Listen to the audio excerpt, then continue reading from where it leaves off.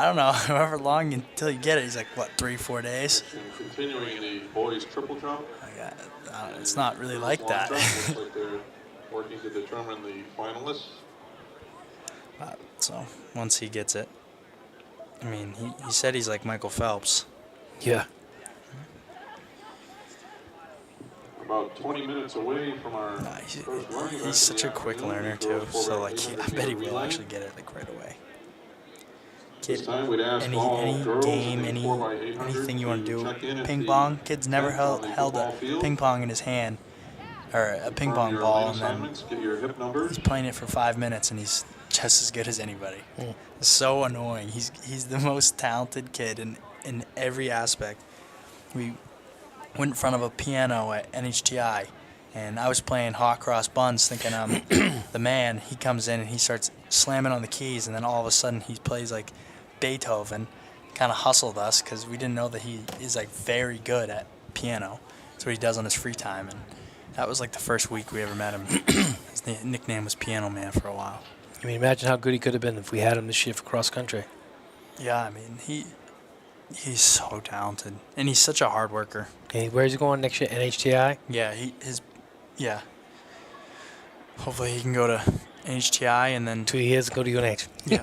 Yeah, well, he does want to unite. 2 for 2. 2 and 2. Save money. He works for all his money, and so he'll be getting into the 4x8. I mean, he'll be getting into the 800 next week. Should be, right? Yeah, he ran 159.45. All right, the boys in the hunt. Evan Coyne today in the Division II ran at 159 in the slow heat. Got second place. Yeah. I thought you were in 2 flat, right? Oh, 2 flat, yeah. How was he in the slow heat? I don't know. He went 158 last year. Yeah, and he was very good this year, like, all the way around, all year. I don't know. I was super surprised to see that. I thought maybe they switched. Like I saw on Lancer Time, you can do like last completed heat, and I did that, and I saw the group, and I'm like, well, maybe they did the fast first. It was a kid from Portsmouth, Prince. I never get to see the kid run. He didn't start. Didn't start. And Abigail Drew of Kona. He's down for 2. Finalists in the girls' long jump.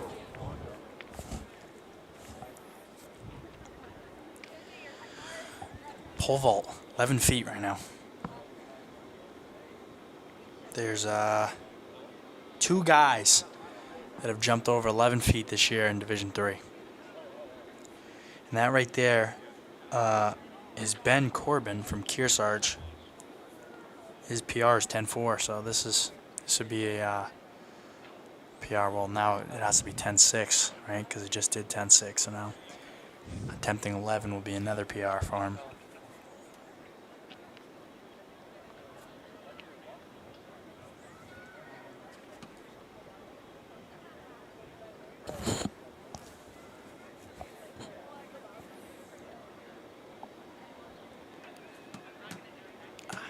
Nope.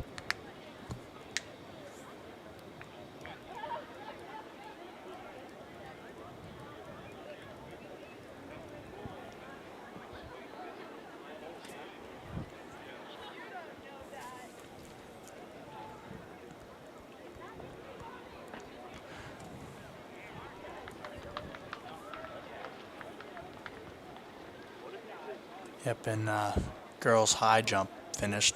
Pretty sure Tori Allen won that. 2nd year in a row. Campbell. Yep. She's probably the best athlete in the Allen family. I think she carries most of the... Tell Jeff that. Yeah. Jeff's trying to win 3 events today. He's trying to triple? Yep. Oh, this guy. Is that the new thing, tripling? Yep. Let's see if he does it in... He's trying to triple to win for his team. His team's got a shot at winning today. Is he going to do it in 4 percenters too? Oh, he got over. Wow. Dude, pole vault is so impressive. Girls 4x800 meter relay. He has a pair. I know he has a pair. At 4 o'clock. I was talking to Jeffrey Allen's father the other day, and I guess he caught Jeffrey going into his sister's room stealing trophies and put them in to his room just to make him feel better and stuff. And, you know, it's one of those things. Well, so at least he's only grabbing trophies, I guess. Yeah, Tori's Tori's been getting all the State just in titles. a matter of a short year, she's able to accumulate a lot more than Jeff's ever won. We're just kidding you, Jeff. Jeff won a lot of state titles in Division III. Jeff's got probably as many titles as anybody does right now. I mean, Cam Daly must have won a lot. But, I mean, Jeff won, what, 3 straight cross-country titles? Didn't he win as a sophomore? Yep. 3 straight. That's not easy. And then he probably won. He must have like probably 10 titles, something like Yeah. that. No, he's won quite a bit. See, we'll look at last year's results.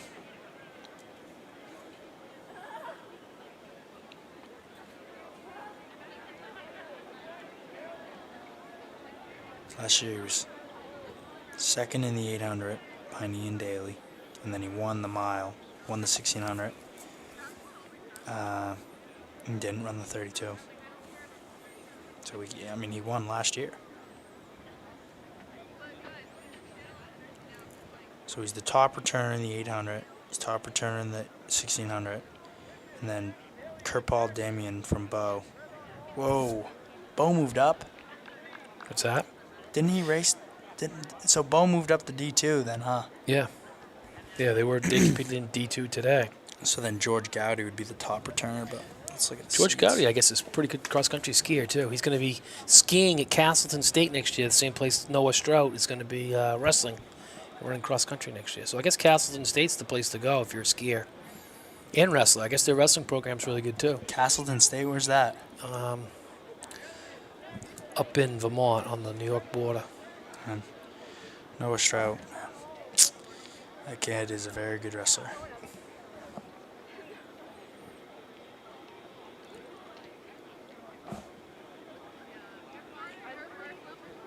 Second New England 2 years in a row.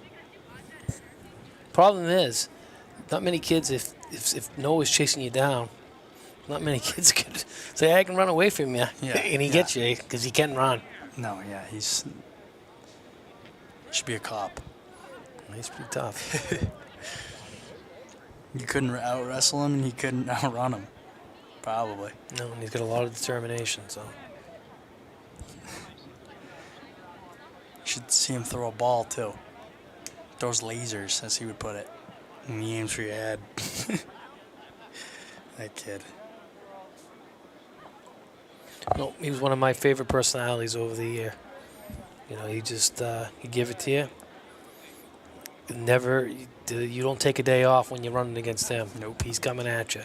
Those were good times in middle school. He would go out and get a humongous lead, and you'd have to go. I mean, like you said, you don't get a day off every single day. You have to be state championship caliber. If there's one kid, so the success that we've had, Deerfield winning 9 titles, if there's one kid that might have pushed us to the brink and made us better, it was probably him. Yeah. You know, Jeremy Broussard, too, earlier in the, you know, he's kind of set the bar. That was before the dynasty started. And then Noah Strout, I mean, really, he was the king, and he pushed us all to the next level. Yeah. I mean, you look at, it's funny, I found the other day, clippings from the school newspaper when I was in 7th grade, and it would be like Deerfield goes 2 through 9, and separated by 10 seconds, and then you think, and you look at the times, and we were 13:20, and then it'd be and Noah Strout won the race in 12:38 or something like that. Yep. But so having guys like him in my career, I can speak to, helps so much because you get over the summer, and that's what you're thinking about. You're thinking, all right, how can I beat him? And you're not necessarily thinking, what is he doing that I'm not? You got to think about how I can get better to be on his level, to be above him. And then, so that 8th grade year, I mean, we had some good battles. Yeah, and then you get to be teammates, and yeah, literally, we were the best team in the nation that year. Yeah, I mean, we got to go to nationals together, and he placed like 32nd in the country. I was like 20th. Jeff Allen was in there. Jeff Allen was 23rd, and a whole New Hampshire team. Was honestly best team in the country, and kind of fell victim to altitude sickness. A couple of our guys, because we race in Albuquerque, New Mexico, and I mean, you lose, but we got what, 4th place? Yeah, if you just had a normal race, we win by 40.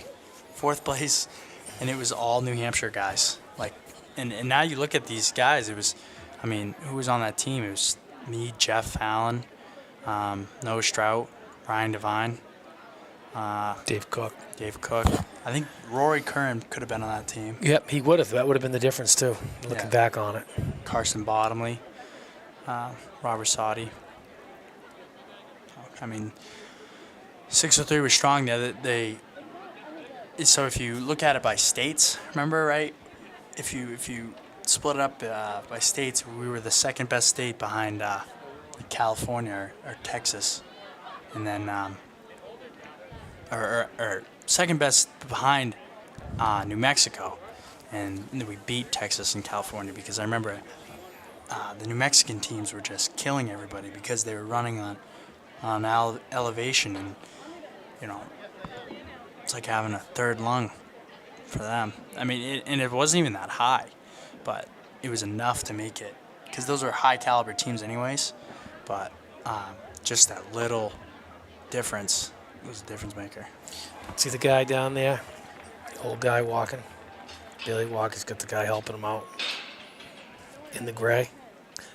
I'm just kidding. That's John Tuttle. So John Tuttle was a great steeplechaser. He actually won the Lux Games 1977 maybe in 917. Great steeplechaser. So a lot of people don't know that. 917. What's your best? 930s. Dang. 932. High school. So not as fast as him. I never got to do it in high school. Steeplechase. That's something I wanted to do. But luckily I got college. Yeah, college. It's probably the race you might have to do. I know, seriously. 5,000, 10,000. A lot of speedy guys. There's been plenty of guys that go over 11 feet. So this is going to be probably a pretty good pole finish here. Boys triple jump. Following 8 boys will advance, get 3 more jumps. Boys high jump's going to be going pretty soon here. The boys triple jump are Eddie Mann, As is the girls 4x800. We're all scattered around the track. Everybody's stripped down to their uniforms, so I mean that's slated to go in 5 minutes. The top seed for the girls 4x800 is Portsmouth Christian, followed by Hopkinton and Guilford. These Hopkinton girls, we've battled middle school. Now they're all high school. Is it tough? Yep. At this time, all the boys. Portsmouth Christian, they're led by Corso, Liza Corso. She's tough. I mean, they got a pretty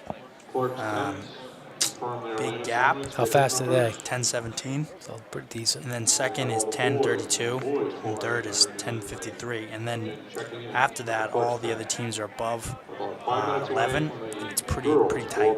So it should be a pretty good race. And on the boys' side, Messinic and Winnisquam are going to have probably a pretty good battle, 8:31 to 8:32. And Trinity's 8:43, Conant 8:52, and Monadnock 8:55. So I can see that being a pretty good battle.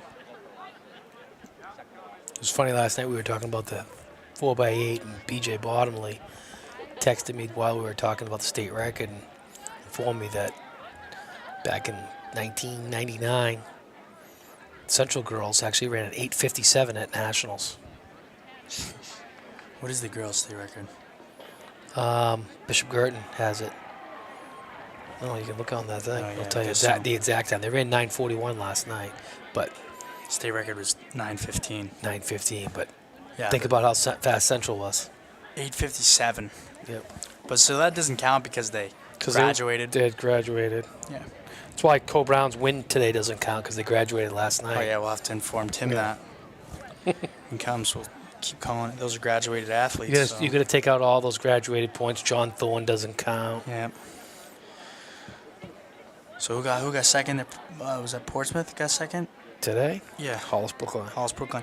So congratulations, Hollis Brookline, on their state championship. Yeah. Just kidding. That's not an actual rule. So here's the result right here when they won the national championships. They actually won. I thought you were saying at the national championships. 8:57. Wow. And they beat Beaumont from Ohio 9:01. So they're the only team to break 9 too. Jeez. I bet you that's one of the faster times ever. Luckily, there's ways to check that. Yeah, there's two studs down there, Larry Sayers and John Tuttle. Those are two of the fastest guys around from their era. Sayers is as good as anybody. Who wins right now? I don't know, probably Tuttle. Oh, Sayers ran. Tuttle's got shorter shorts right now. That would indicate that he's in better shape. I don't know, to but me. if Sayers gets in shape, he's probably faster. Gotta notice the calves. Sayers Gotta run pull like out the binoculars. Look at the 48 calves. minutes for 10 miles is pretty tough. Oh my, 48 minutes. Yeah, like all-American, cross country a bunch of times. So. Where do you go? Keene State. Hey, 603, represent, man. Keene State was as tough a team in the 80s as anybody. No one wanted to toil with them guys.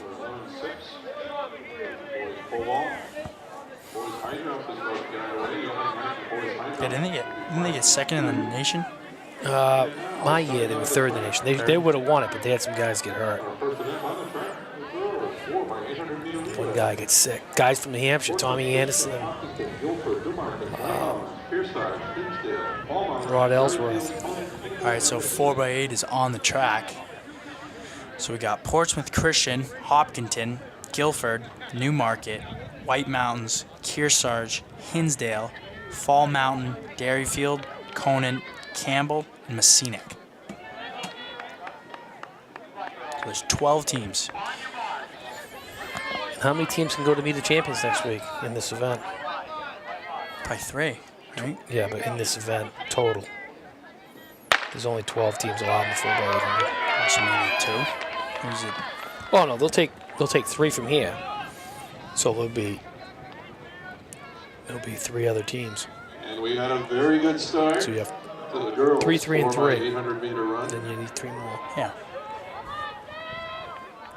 Well, the nice thing about Division III is that you know the marks you got to get. You know? Because you're going last. Yep. You know how fast you got to make a race.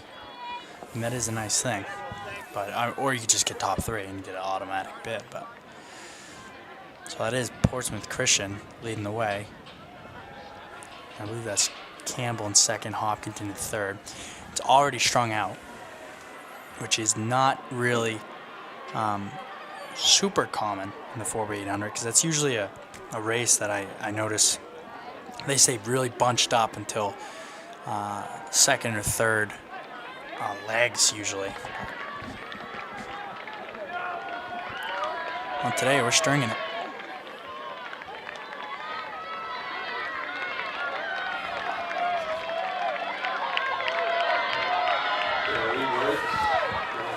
Coming through at about 117.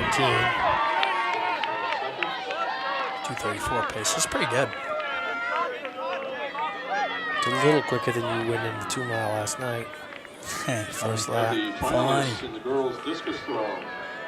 The top 8 throwers have advanced to the finals and will receive 3 more About what throws. they went out in the mile, Here are actually. your 8 finalists in the girls' discus. Sarah Seymour. Down to 5 teams. Large separation. There's a slight gap between third and fourth right now. Newfound. Isis Kelm of White I'm saying Mountain. that's going to get Isabel closed. Bushway of Fall Mountain. Shannon Goodwin of Winnisquam, and Natalie Petard of Berlin. Those are your 8 finalists in the girls. Gap building first to second. And again, Hopkins makes a move. the girls shot put. Girls shot put is going to report to the shot put circle. Portsmouth Christian out front right now. The lead runners are It's like how many points do you want to? I mean, you're limited on athletes. Where do you want to use these athletes? That's where we count. Portsmouth Christian and Hopkinton got a little gap now. It'll be about 236. It's a good lead off. Portsmouth Christian. Hopkinton. 10-24. As a team. Hopkinton kind of closed that gap right down, so it does kind of look like it's going to be a 2-team race, but is that Newmarket? It's either Newmarket or Campbell. Yeah, they have the exact same uniforms, basically. Yeah, it's tough in cross country when you're looking I think to score. I think it's Newmarket, based on the seeds. They had a lot faster than Campbell. So I'm just going to go off of that and probably say that's Newmarket, but they seem to be closing a little bit. That still is Portsmouth Christian out front. It's Newmarket, third. Yeah.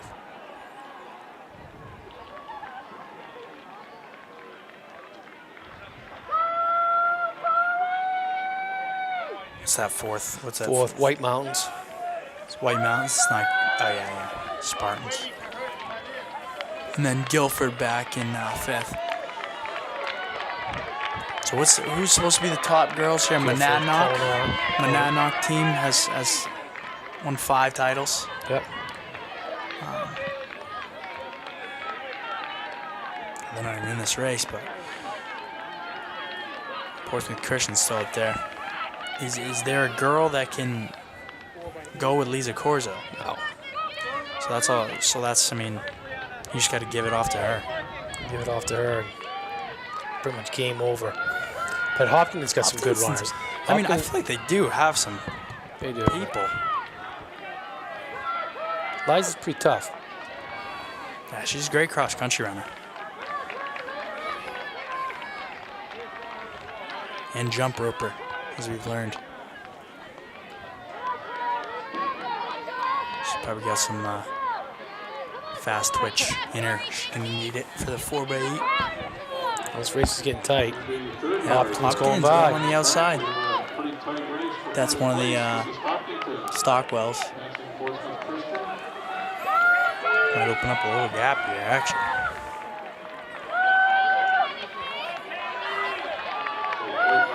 Mounds is in third, Newmarket's in fourth, Guilford's fifth. Going to a 5:13. Hopkins with the lead. Another pretty consistent leg with the first one. About a 236-ish and change. Looks like they're going out pretty hard right now. Hammering it. Oh, wow, that's a big move she just made by. So, I mean, there's an idea in running. You only get so many candles to burn. Yeah. And in the 800, you probably got 1 or 2. And Portsmouth Christian girl just burned a serious candle 100 meter in. So, I mean, she's got it coasted out. She's got 500 meters to go. That's a big move. But, you know, if it works, it works. See if the Hopkinton girl can respond and just stay on. She looks like she's charging up for another move.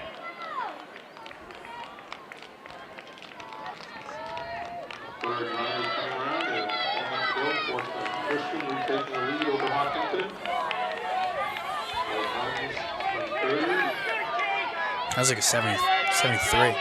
It's a pretty fast. Yeah. Pretty leg. Lap. Seems like a gap's building. This girl's tough right here. It's Portsmouth Christian girl. Huge gap, so it's definitely going to be these two for gold and silver. But I do think it's going to be a pretty rough last 150 based off the moves. You know, you just got to You got to make a move. You got to stick with it. And they chose to go hard. She's holding it still. It's tough.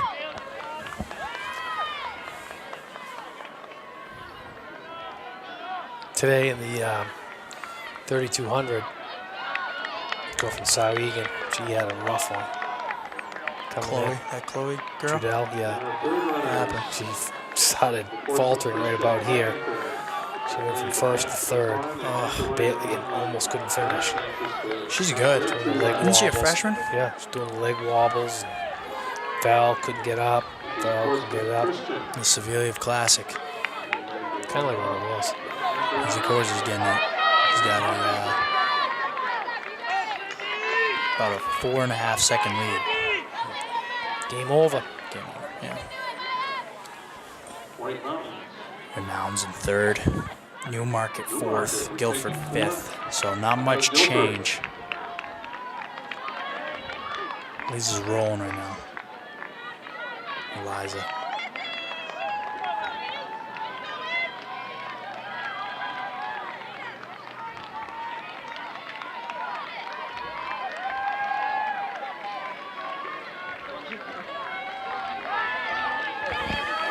Gap's about 5 seconds now. What year is she? Let's see if I can see that. She's senior? She is a sophomore. So she's gonna be one of the most dominant in the state here. I've seen her at the All-State banquet twice now, so what's that tell you? She's gonna be here. I'm telling you, by the time she's a senior, she's gonna be pretty tough to beat. There ain't gonna be many that are gonna touch her. She's tough. She's just so tough, and she's fast too. She's got it both. I think in cross country, she's gonna be she's gonna be a force. The thing about running doesn't matter what division you are. The time is the time. Yeah, clock don't lie. Clock doesn't care. And there's been plenty of people out of Division III that have done well. Any division.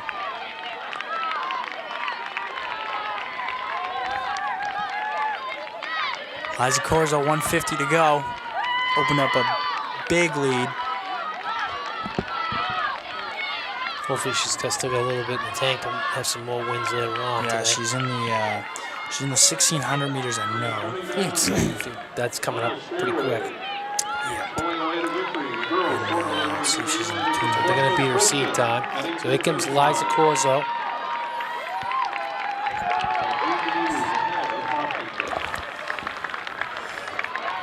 She had a very fast Liza. Portsmouth Christian was your 2019 4x800 girls champions. And Hopkinton's going to come in second. With a 10:10.82. Hopkinton second with 10:26.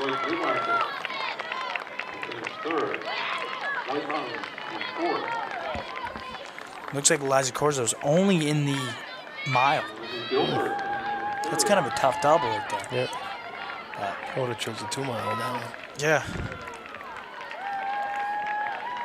Newmarket third, 10:37. White Mountains fourth, 10:39. He's the second seed in the 16 behind Maya Doobie. Yeah, that's why I would have avoided that one. 456. Yeah, Maya Doobie's fresh and a stud. She's as good as anybody in New England right now. She's in the 2 mile too. Guilford 10:54, which was either Kearsarge 11:01, Conant 11:16, Derryfield 11:19. No, Maya Doobie is as good as anybody right now. She's the best in our state as far as time-wise. 456. Just that. There you go. There's your proof right there that doesn't matter what division you're from. Where'd she run 456? I don't know. Just recently. 456. And she's only a junior.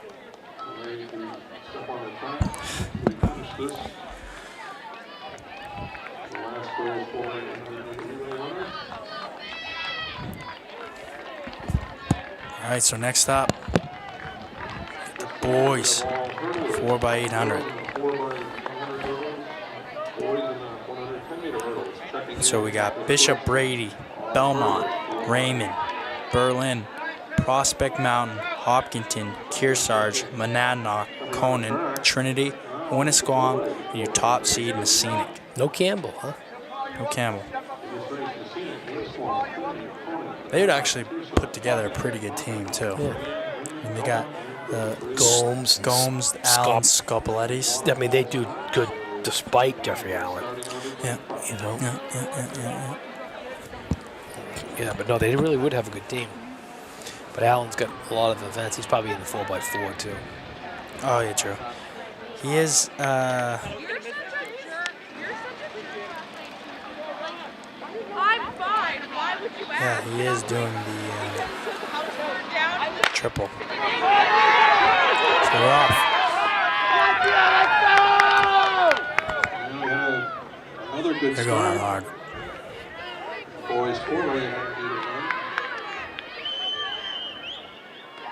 What's the top seed Yeah, this time? 8 what? At 31. Girls, It's Messinic, and then second is Winnisquam, 832, and then a slight gap back to Trinity, 843. good numbers confirm your lane assignment. But they are rolling right now. Okay. It's Hopkinton out front. This kid, he's going for it, and that's what you love to see. These guys want to get in. Oh, remember Dom Rapucci? That team, what did they put up, an 801 or 802 one year? They won MLCs. So that's Winnisquam out front. Laying it out there. Through about 62. And Trinity in second, Hopkinton third. Is that Newport? What, Conan? Fifth? Is that Newport or Conan? What is I that? mean, it's orange. So, Here are the results of the girls' high jump. Conan is in this race. Girls' high Conan jump, and Scenic. first place, Julia Persky, Stephen. Oh, yeah, that's right. Yes, I guess maybe I'm colorblind. That's stupid. Three-way tie. Winnisquam right now is putting a lead on, and Trinity's in second. And then that's got to be Monadnock in third. 4 feet 8 inches. In second place, Anaya Young, This guy's got another gear, too. 5 feet. And the winner of the girls' high jump, 2019 Division III champion, Tori Allen. Campbell. Tori Allen is the high jump champion. 25, pretty good. Good start.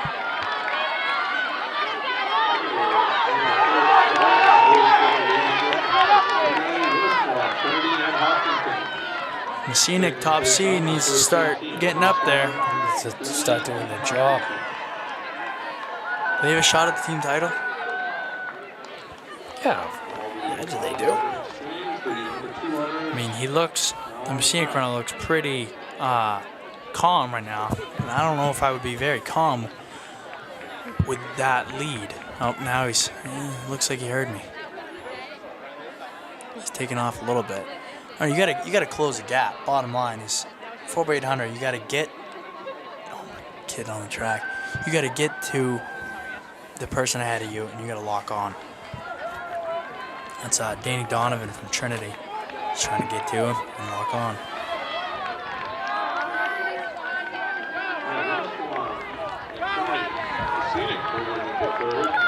Scenic's in third right now. That move he just made. I know. The coach must be there. Mike Smith must be right there. He is hammering. So Messina kid is started hammering from 400 out. Kind of looks like he's running with a limp or something. But hitching still. Oh, I think. Could be the piano that's about to drop on his back. That is a extremely hard move to make. 400 out. Winnisquam kid's holding it a little bit. Is that Logan right there? Yeah. This is the first and only call for the girls' triple jump. Final call. Is it Landon Diaco finishing up? Triple jumpers. That would certainly help their chances of the win. It is right there, but still got 2 more to go. And we have Trinity moving into first. So get ready for the Trinity's gonna hand it off in first. Winnisquam is grinding right now in second place. Scenic's in third. That's landing right there. Landed there, okay, so he's going third. Got a haircut. So I think this gap will be eliminated on this. He's going out really, really hard right now. He's a little crazy sometimes, so I don't know if he's But going he's out a little too hard. He's tough. He's crazy, but he's tough. So it's Trinity, Winnisquam, Scenic, and then Conan, I think. The boys rank up. The bar is now moving up to 5 feet 4 inches. He's making it up. Scenic's getting himself into the hunt now. So Winnisquam, Trinity, and Scenic is in the hunt. They're back.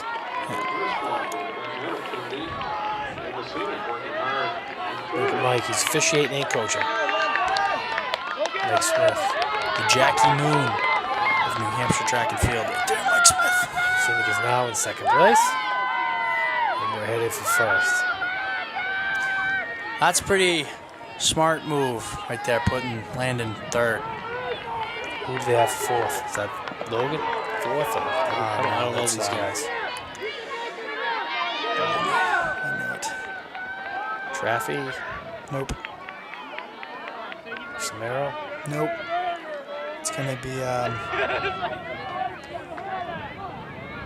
Dawson Adams. Look at this. Look at this battle coming down the stretch. Tybalt. Tebow. Logan Tebow. Yeah, that's what I'm pretty sure. Look at this. Look at this move. I'd like to see what he just ran a split in. Well, he got it in 20. Waiting for the baton. This is Winnisquam. Got it in 20? For Scenic. Yeah. Neck and neck. Jeez, that's a pretty good time. Trinity. 2 minutes. And Conan. That's not too flat. Yeah, that's pretty good. Puts his team in it. Back to Trinity. He's standing. That kid.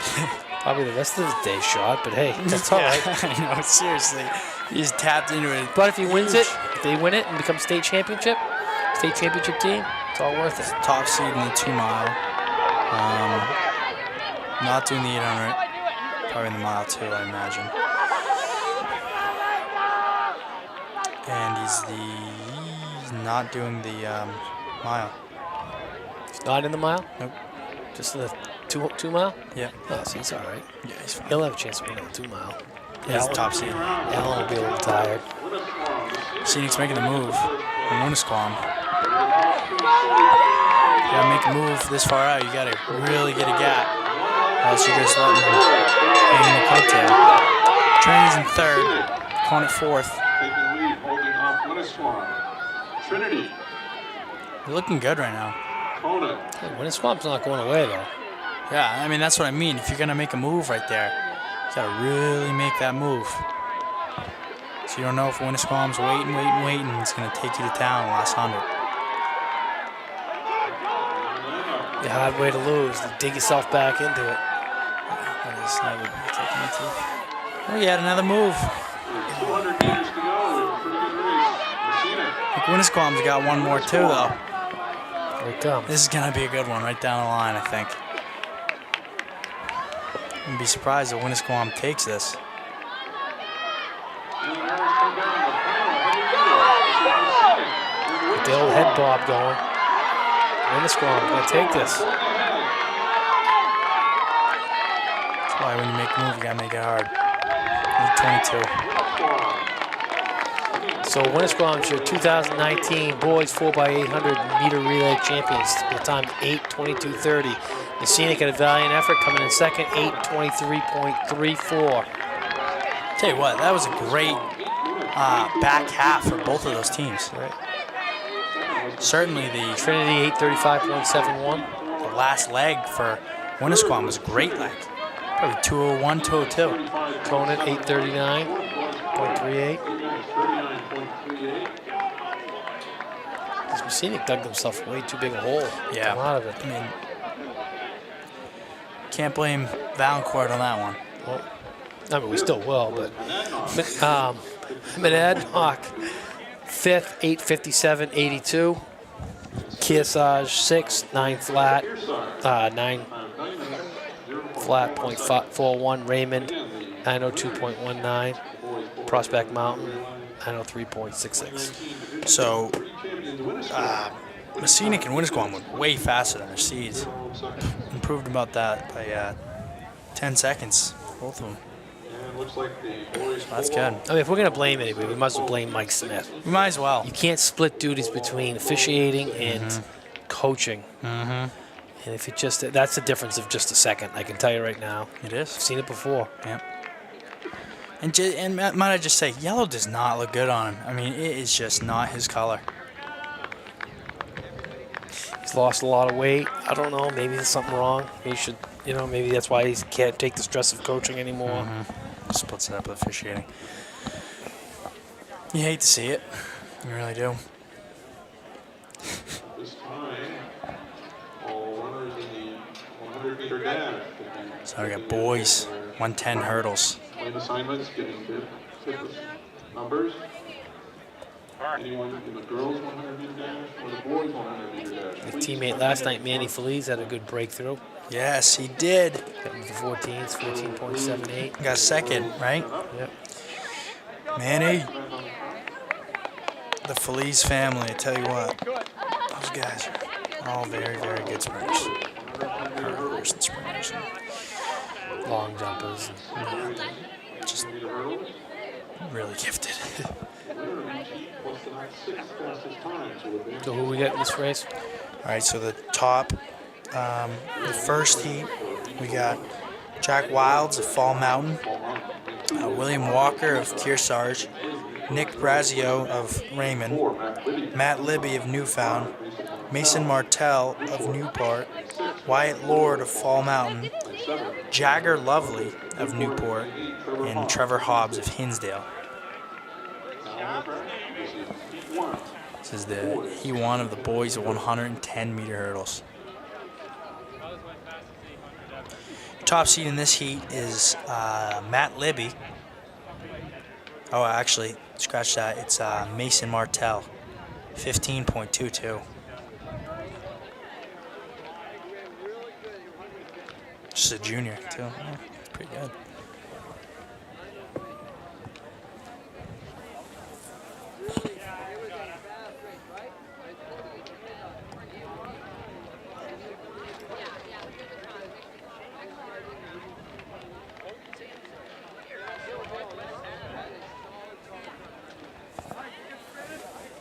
So you got the wind blowing right up into their faces.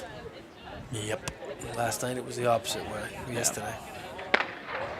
Can't imagine they're going to run something super fast in that condition. But this is Mason Martell right now. He got a pretty good lead. Clean over those hurdles. Yeah, there's some hurdles coming down now. Look at these hurdles. Just made a good time right there.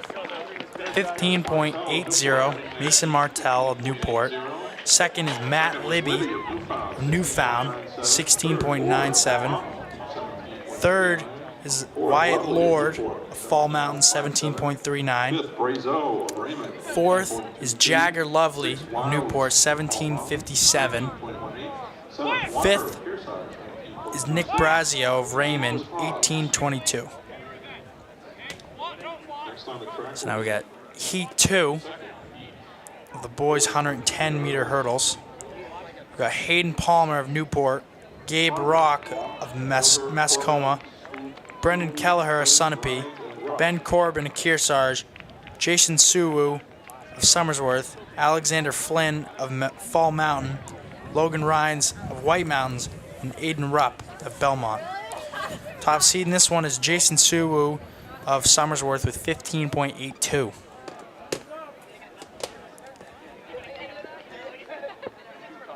He will be in lane 5.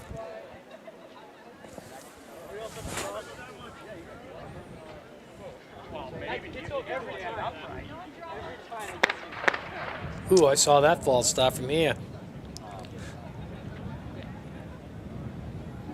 We'll be sending someone home, I think, on that one. What lane? I'm not sure. I was just looking at him like all I could see is something move. See if he pulls out the red card like he did in indoor years ago. It's one and done. Oh, absolutely one and done. Yeah.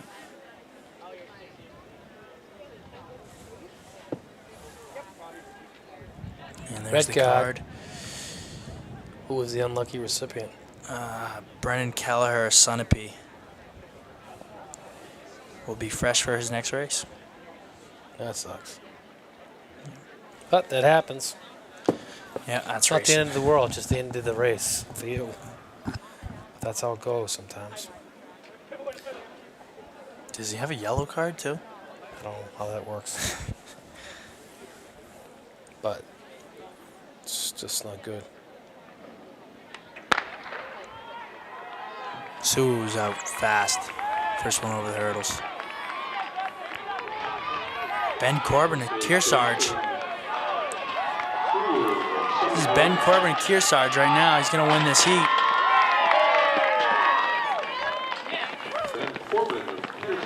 Ben Corbin and Kearsarge, 16.34. Then we got Jason Suwu, Summersworth, 16.84. Gabe Rock, Mascoma, 18.36. Rupp of Belmont, 18.76. Flynn, Ball Mountain, 1901. Palmer, Newport, 1948. Rhines, White Mountains, 1955.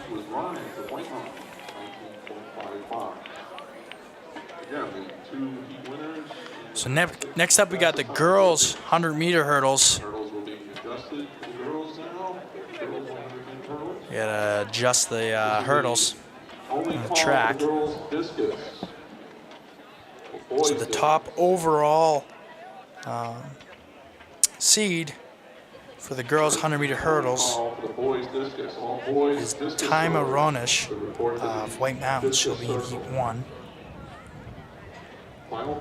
So Heat 1 is Sarah Sponenberg, Bishop Brady, Gwen Pelchat, Berlin, Faranmi Adok Polo of Trinity, Eliza Bates of Newport, Tima Ronish of White Mountains, Sana Sayed, Belmont, Sophia Brusgis of Fall Mountain, and Gracie Hardy, Prospect Mountain.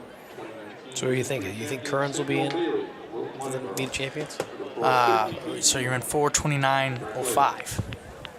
Right, so he ran faster than Reynolds did to win.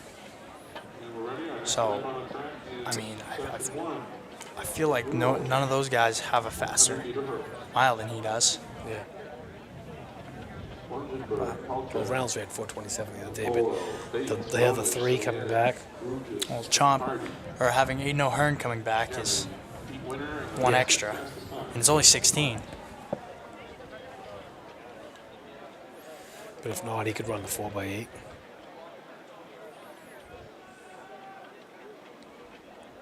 I imagine he's going to be in.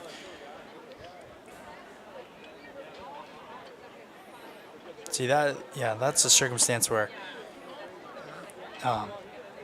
he should be, because he's got a legitimate shot at New England's, you know? Yeah.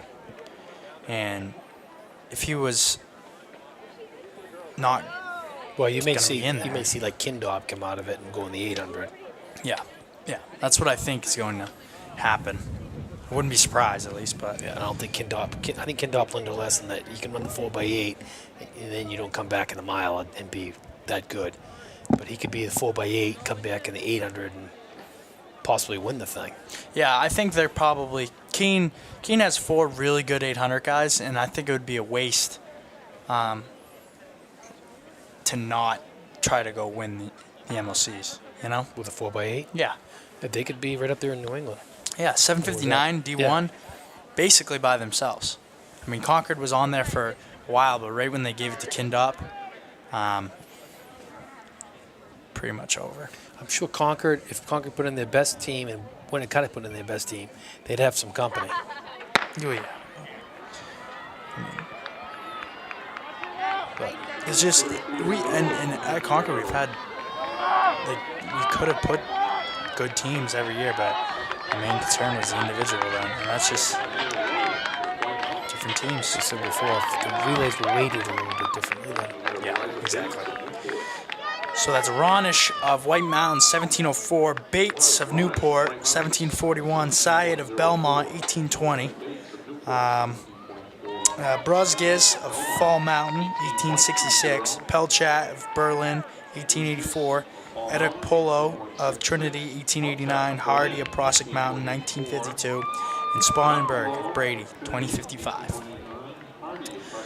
So Heat 2, we got Haley Ewers of Monadnock, Rachel Watson of Fall Mountain, Bridget Moore of Newmarket, Kate Cochran of Kearsarge, Tori Allen of Campbell, Emma Ramsey of Guilford, Bailey Fenstermacher of Epping, and Ilyana Markelich of Winnisquam. The top seed here is Tori Allen of Campbell, who would, fresh off her high jump win, see if she can win Heat 2 of the 100-meter hurdles. Widely proclaimed the best athlete of the Allen family. We'll see if that helps.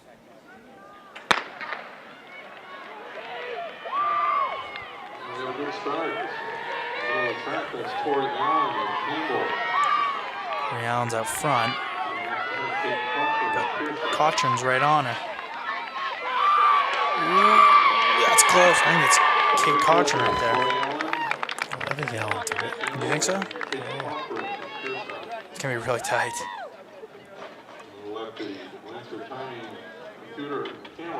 Cochran of Kearsarge, 1724. Allen Campbell, 1725. Ramsey Guilford, 1771. Moore of Newmarket, 1849. Watson of Fall Mountain, 1859. Fenstermacher of Epping, 1936. Ewers of Monadnock, 1940. And Mark Kellich of Winnisquam, 1988. So next up, we got the boys' 100-meter trials. Step on the track will be the trials. 2 heats for the boys, 100-meter dash. So in Heat 1, The winner of each we heat got was the next Dominic fastest time Hutchinson for the of trials. Wilton Lindenborough, Thomas Hoffman of Hopkinton, Forrest Pribino of White Mountains, that's a good name, guy, Gavin Magistro of Mount Royal, J.J. Davis of Kearsarge, Nate Marshall of Epping, Jordan Barakalis of Hillsborough Deering, and Keegan Batchelder of Stevens.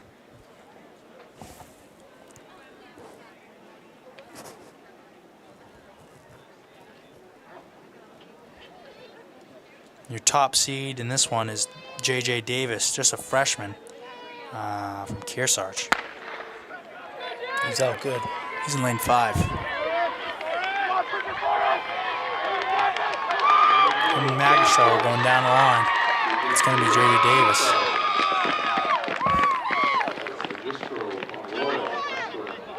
Davis, 1185. Magistro, 1202. Barakalis of Hillsborough Deering, 1217. Pribino of White Mountains, 1218. Batchelder of Stevens, 1244. Hoffman of Hopkinton, 1245. I don't even know where Mount Royal is, to be honest with you. Yeah, Hutchinson of Wilton Lindenborough, 1256. Leidenborough. Lineborough. And you can tell if I know about those schools.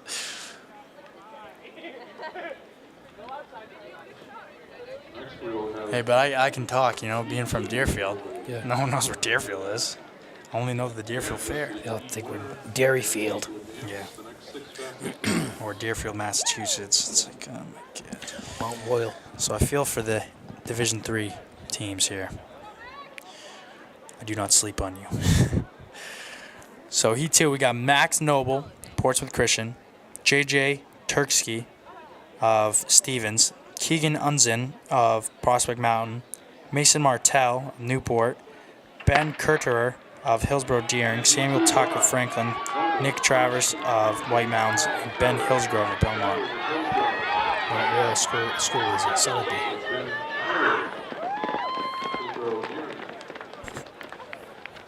So it's going to be Ketterer, Hillsborough Deering, 1198. Martell of Newport, 1207.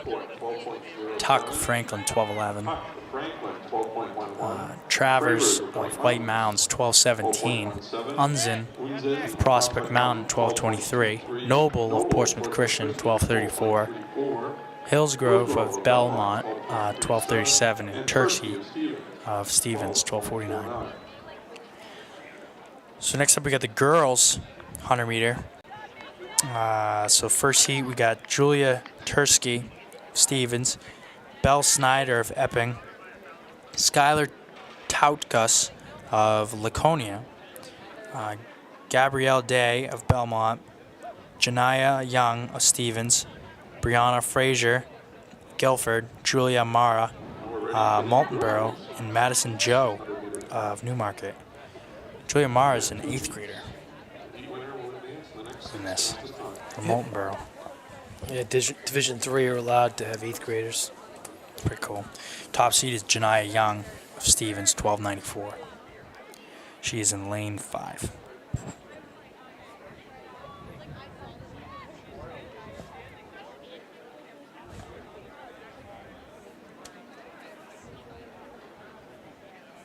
Can you have 7th graders? I don't know. I thought it was just 8th graders. Janaya Young. Cross country, I think they have 7th and 8th.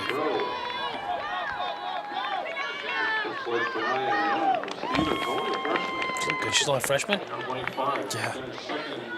13. So Young of Stevens, 1336. Tautkus of Laconia, 1379. Frazier of Guilford, 1389. Snyder of Epping, 1401. Day, Belmont, 1403. Mara of Maltonborough, 1414. Tursky of Stevens, 1427. And Joe of Newmarket, 1450. So in Heat 2, we got Leanne McCarthy of Stevens, Jada Edgren of Belmont, Abigail Drew of Conant, Kyla Igabrot of Fall Mountain, Laurel Gingrich of Guilford, Sam Boet of Wilton Lynborough. Is that right? Lynborough. Oh my God. Lynborough. Jessica Backus of Maltonborough, and Hannah Jacoby of Epping. I gotta visit this Lynborough place. Seems exquisite. It's in the western part, southwestern part of the state. It's 2 towns, Wilton, Lynborough. Kind of like Hollis Brookline. How big are the towns? That's not big. That's why the 2 of them smushed together.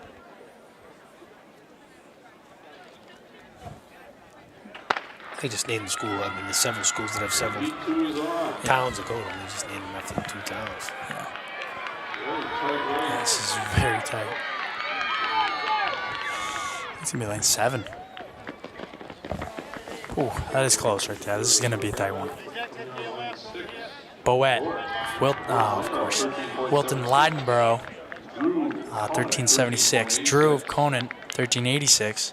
Jacoby of Epping, 1387. Gingrich of Guilford, 1388. Igabrot of Fall Mountain, 14.04. McCarthy of Stevens, 1414. Backus of Maltonborough, 1430. And Edgren of Belmont, 1477. This is the first and only call for the girls' javelin and the boys' long jump. This is the final call for girls' javelin and boys long jump. All competitors in the girls javelin and the boys long jump, please report to those venues. All right, so now we have the finals, right?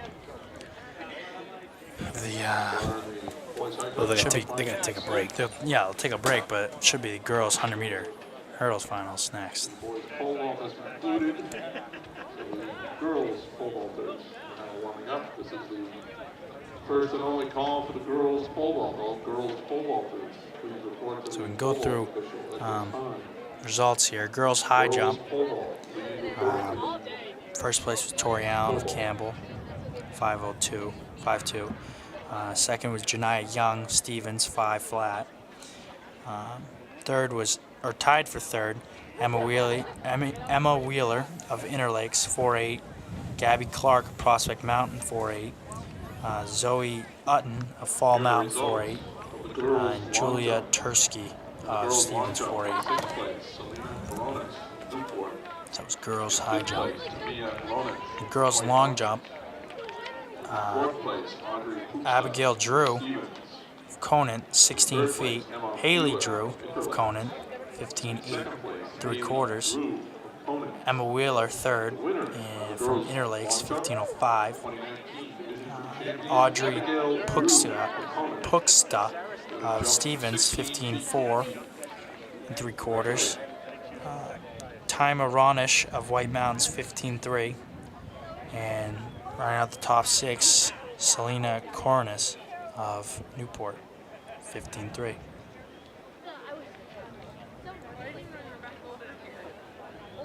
All right, we have the finalists. The hurdles. And we'll just call them as we see them down there. So boys shot put was won by Samuel Bailey of Wilton Lineborough, 50 flat. And then Mason Delphonse was second, Newfound Regional, 46.3. And Garrett Smith of Prospect Mountain, 42.10 Tori Allen and a half. Campbell. Chase Sprague of Somersworth, 42.10. Moore of Newmarket. Charles Veach was fifth from Hillsborough Deering, 42.02. And sixth place, Gabe Turner, Scenic Regional, 42 feet, 1 inch. And then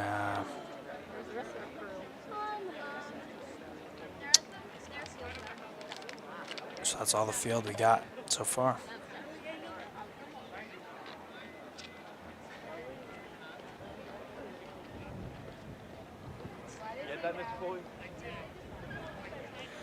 So right now the wind is -3.8. Yeah. So they're getting hit. Yep.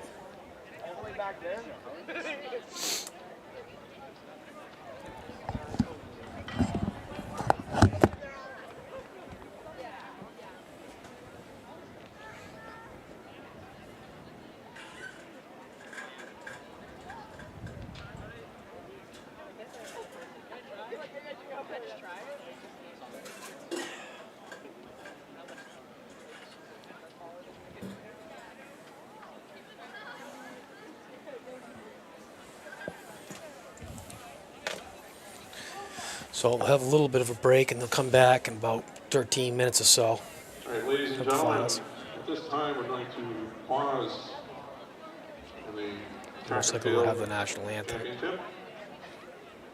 We need to remember Memorial Day and why we observe this holiday.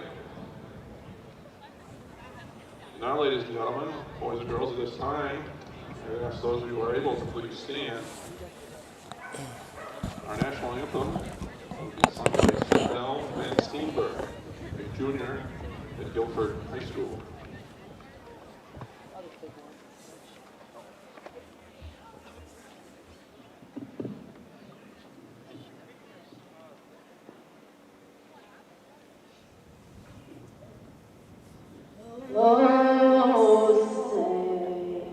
Can you see by the dawn's early light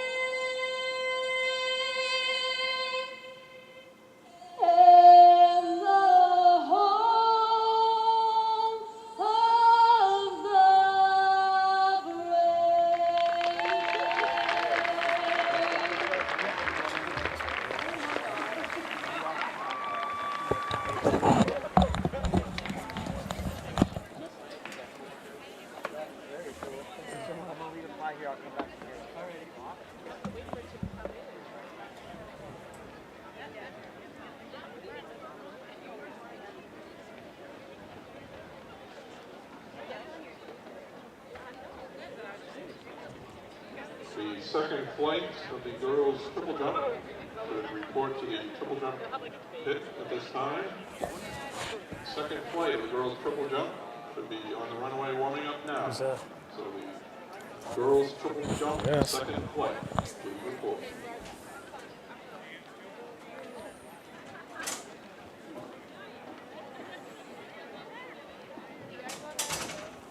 We have the finalists in the boys 110-meter hurdles. The 8 finalists in the boys 110-meter hurdles are Dave Rock from Summer Valley, Jagger Lovely of Newport, Matt Liddy of Newfound, Ben Corbin of Pearson, Mason Martell of Newport, Jason Sewell of Somersworth, Wyatt Ward of Fall Mountain, and Nick Brazel of Raymond. Those 8 finalists report to the boards, confirm their flight assignments, and pick up their tip numbers. Rock, Lovely, Libby, Corbin, Martell, Sewell, Lord, and Brazel are 8 finalists in the boys 110-meter hurdles.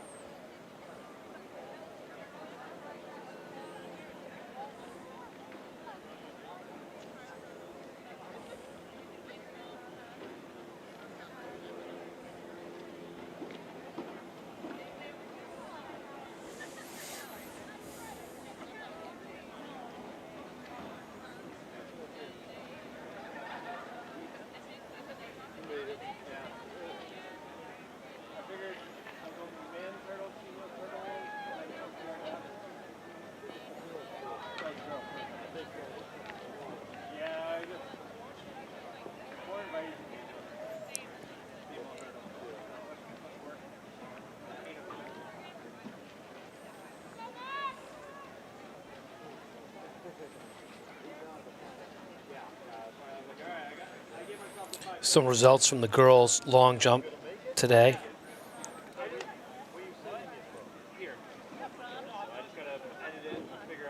First place, Abigail Drew of Conant, 16 feet.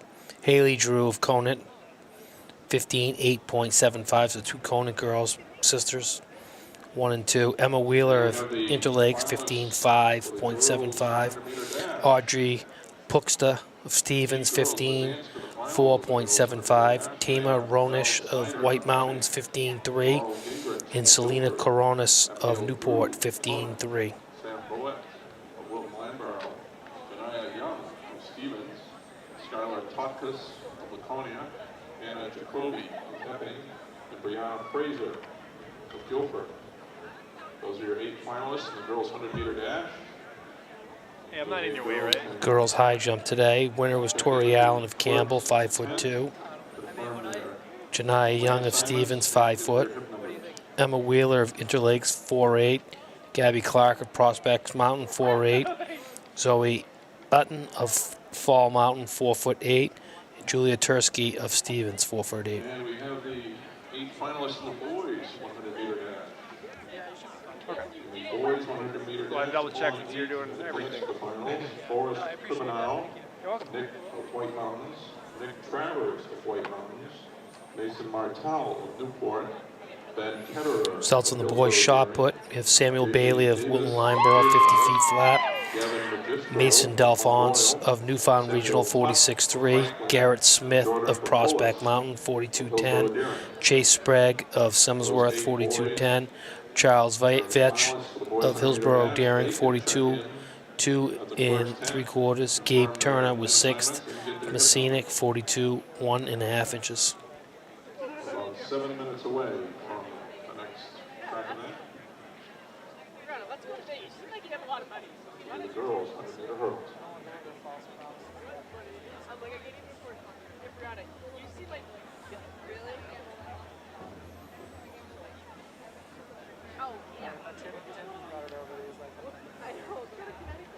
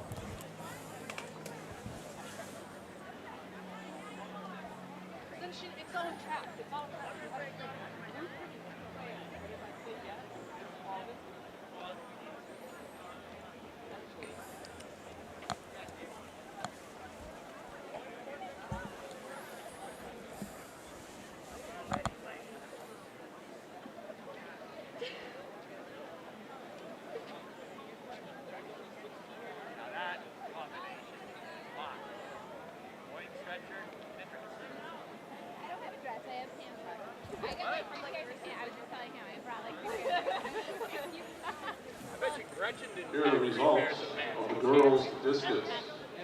In the girls' discus throw in 6th place, Isabel Bushway, Fall Mountain.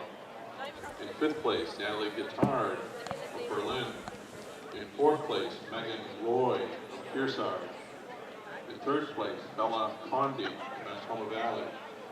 In 2nd place, Ocean School of Newfoundland Regional.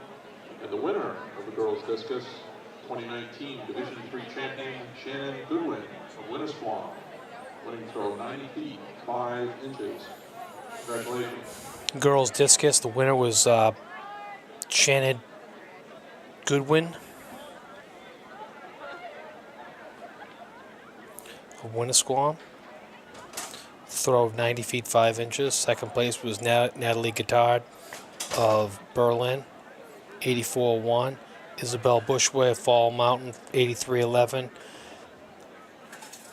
Isis Kelm of White Mountain, 79 feet. Mary Ma of Kearsarge, 78.9. Hannah Blackburn of Winnisquam, 78.4.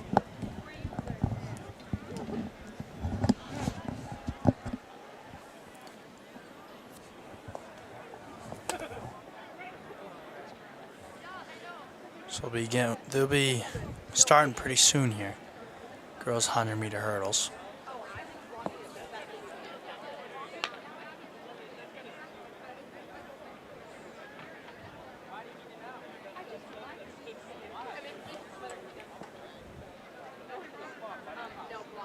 Dave, want to bring up another fly over there? I think that one's almost gone. Under the bar in the boys' high jump, they moved up to 5 feet 8 inches. 5 feet 8 inches.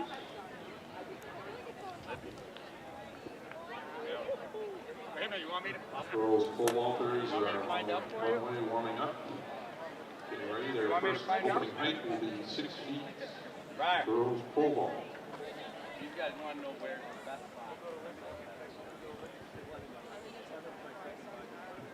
We're just minutes away from the finals, the girls 100-meter hurdle. I don't think you're right. Here are the lane assignments. In lane 1, Rachel Watson, Fall Mountain. They concur. Lane 2, Sana Syed, Belmont. Lane 3, Eliza Bates, Newport. Lane 4. So we get the finals in the 100-meter hurdles. Lane 5. We got lane 1, Lane 6, Tori Rachel Allen, Watson of Fall Mountain. Lane 7, Sana Syed of Belmont. Lane 2, Eliza Bates Moore of Newmarket. of Newport. Lane 3,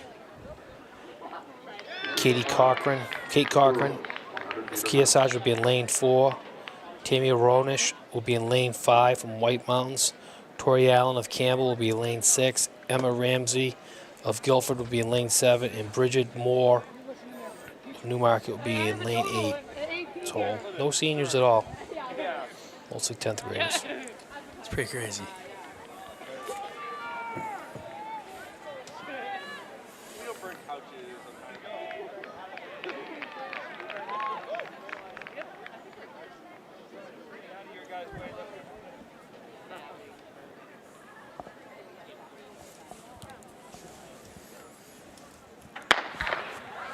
They're off. Well, it's a good start. Girls, 100-meter hurdles. Looks like Tamia Ronish. Tori Allen's in second place. Tori Allen might pull this off in the end. That's close. Oh, that is very close. But I think Ronish won it. Oh, 16.52 for Ronish, 16.56 for Tori Allen, Campbell. Kearsarge Cochran with 17.05. Bates of Newport, 17:43. Ramsey of Guilford, 17:55. Bates of Newport, 17.4. Moore of Newmarket, 18.20. Syed of Belmont, 18:37. Again, Ronish of White Mountains is our 2019 Division III Girls 100-meter hurdle champion. Congratulations, So next up we got the boys 110-meter hurdles.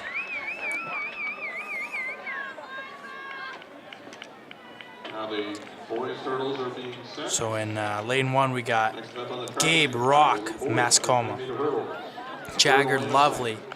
These names real. I know, Jagger Lovely. Shouldn't it be Rock Jagger or Lovely Rock Jagger? Those are two different people. No, I know, but Of Newport, Matt Libby of Newfound, Donald Duck, Ben Corbin, might as well be in there, Ben Corbin of Kearsarge, Mason Martell of Newport, Jason Suwu of Somersworth, Wyatt Lord of Fall Mountain, and Nick Brazio of Raymond. Number 9 will be Mickey Mouse, be in there as well. should be Gabe Lovely and Rock Jagger. Jagger Rock. Why? Mick Jagger, rock and roll. All right, well, that's fair. But Jagger Lovely is a rock and roll name right there. It is? Yeah. Just think about that.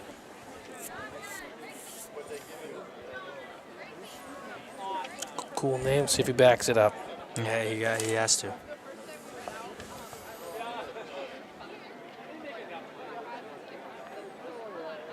I mean, it's way better than a name like James or Jim, you know? Yeah.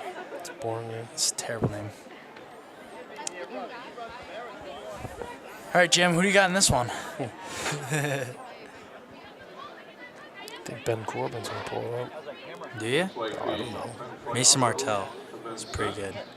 Top seed. He was the only guy to break 16 in the prelims, but Yeah.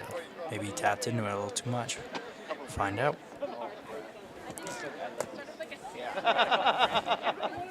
What's that? Believe it or not, that's like one of the worst games. Yeah, that's why they let other people use it.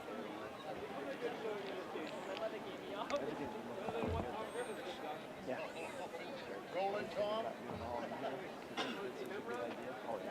Officials are just checking, make sure all these hurdles are just fine and dandy.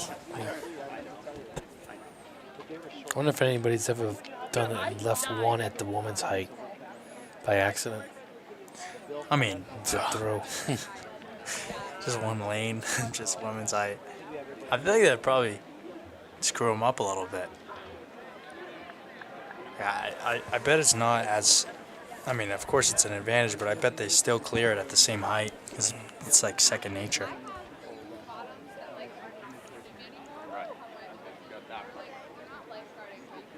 Guns up. They're off. That's a good start. It's Martell. Lane 5, Mason Martell, Newport. He is He's flying. he's Way back. Look at him. He's just zipping through. oh, he's gonna run fast. That's a fast time right there. Mason Martell, Newport. 15.3. 15.30 seconds. Second was Corbin. This one by a whole second. Yep. So Mason Martell of Newport is your 2019 boys 110-meter hurdle champion for Division III. 15.3. Corbin of Kearsarge, 16.19. Sue is third of Somersworth, 16.78. Lovely of Newport, 16.9. Fourth, Lord of Fall Mountain, 17.04. Libby of Newfound, 17.12. Rock of Mascoma, 17.29. And Brazzo did not stop. Martell, Newport. 15.30. Division 3 champion. So next is the girls 100 meters final. Snyder of Epping. Lane 2, Laurel Gingrich of Guilford. Lane 3, Abigail Drew of Conan.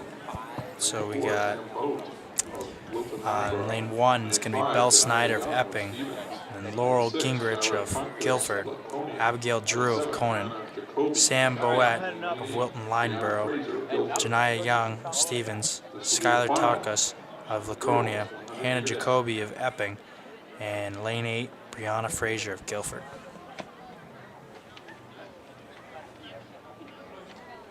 The top seed in here is just a freshman, Janiyah Young of Stevens. She got the fastest time by half a second.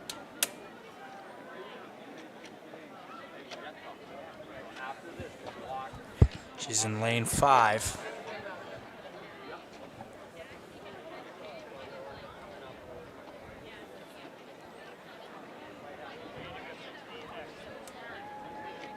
Wind will be going right at them.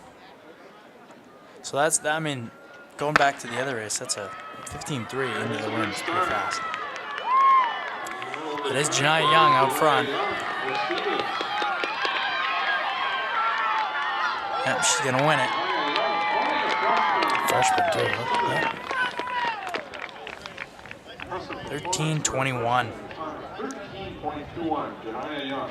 Janiyah Young is your 2019 100 meter hurdle or 100 meters dash state champion.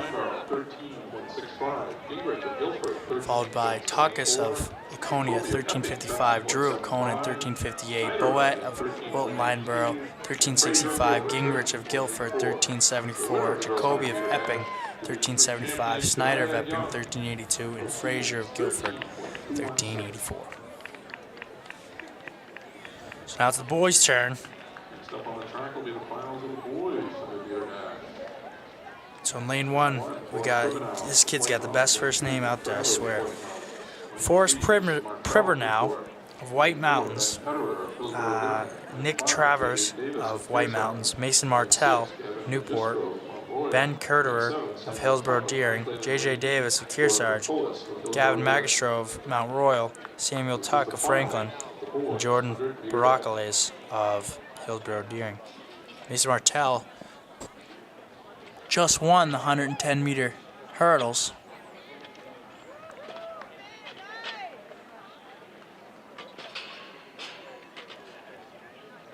He's back at it. He will be in lane 3, and the fastest time in here is J.J. Davis, also just a freshman, from Kearsarge. So we'll see if we can have a 100-meter dash freshman sweep. That'd be pretty rare. Yep, especially, you know, for boys. I mean, girls it might happen, but boys, you don't see freshmen usually that developed versus a senior. Yeah. He doesn't even look, he's actually not very developed. So that kid is going to be very fast.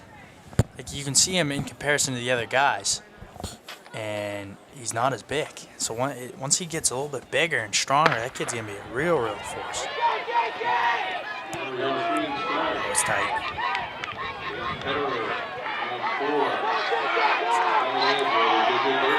Oh, it's going to be Kitterer, I believe.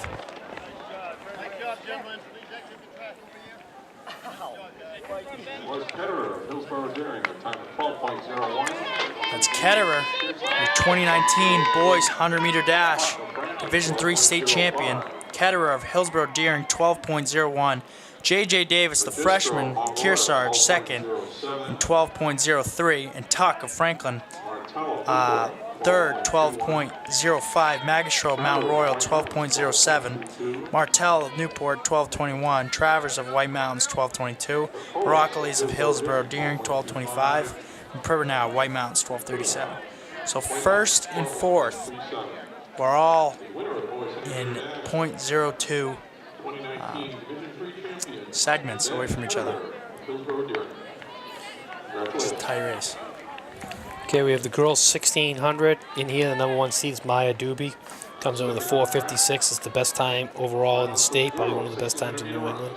Liza Corso of Portsmouth Christian, Casey Hemming of Campbell, Lily Bear of Kearsarge, Alice Riley of Belmont, Maya Wild Cooley, Interlakes, Kaylee Stockwell of Hopkinton, Leah Duchwich of White Mountains, Faith Goslin of Winnisquam, Isabel Pentoni of Newmarket, Quinn Aldrich of Messinic, Margaret St. John of Hinsdale, Nye Adamkowski of Woodsville, Ava Shirley of Conant, Haley Duquette of Newfound, and Kate Westbrook of Hopkinton.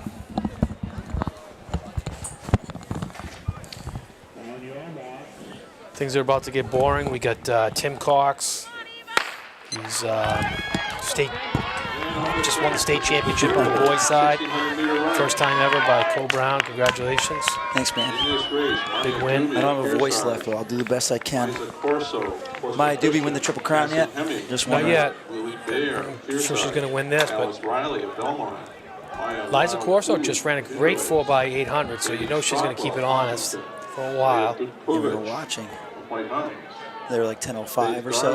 What was her split? Didn't get her split, but she was very tough. I mean, she's as good. She's going to be as good as anybody, right down the line. It's just a sophomore. I think Doobie's really coming into her own here. She could lay claim today as one of the best in the state, I think, and next week's going to be the showdown. I think rumor has it her and Fisher are going to be both in the mile, and that'll be a pretty cool matchup. So we got Doobie leading here. I'm looking forward to the New Englands, actually, because I think that's where she's really going to, have the shot. Best event, what do you think? Mile? That's what I would say. For her? Yeah. Yeah, she's a mile. 4:56, one of the best in New England. Can't argue with that. They're going out of... Please, it's not that fast. Not Yeah, fast I at think all. she's That's why just she's where she's controlling. at. Yeah. So how would you approach this? Like, Forrest, you're the most recent high schooler, obviously. How would you approach it? If you were in the position that Doobie's in for her team, and she's doing 3 events tonight, and they're hoping for 30, Yeah, you go as slow as you can to win each race. but she's leading right now. She's 15-second favorite. She is, and she was only through in what, 77, 78? I mean, what would I do? I would be tucked in behind Liza Kind of where Corso. Liza Corso is right now. Yeah, I would be, but I mean, she does have. I feel like it's a next level confidence of having broke 5 minutes. Yeah, That is that's like true. a next level. But Well, there you I go. would Corso do- just takes the lead, and not obviously Yeah. Doobie just kind of let her do it. I would do this, Yeah. but I think Corso's probably going to need to make it fast in the middle, and my Doobie should know that. If she just hangs on, she should be able to kick her. But Corso's not a slash for kicking, is she, Jimmy? No, she's tough. I like Corso. But Doobie's fresh. Correct. Yeah, correct. Corso's a grinder. She's gonna take some of the stuffing out of her. We're gonna make it easy for her. In third, we got Alice Riley. Yeah, she's tough. Who's that Campbell girl? Yeah, I know you introduced everybody. So we're at about 5:20 pace.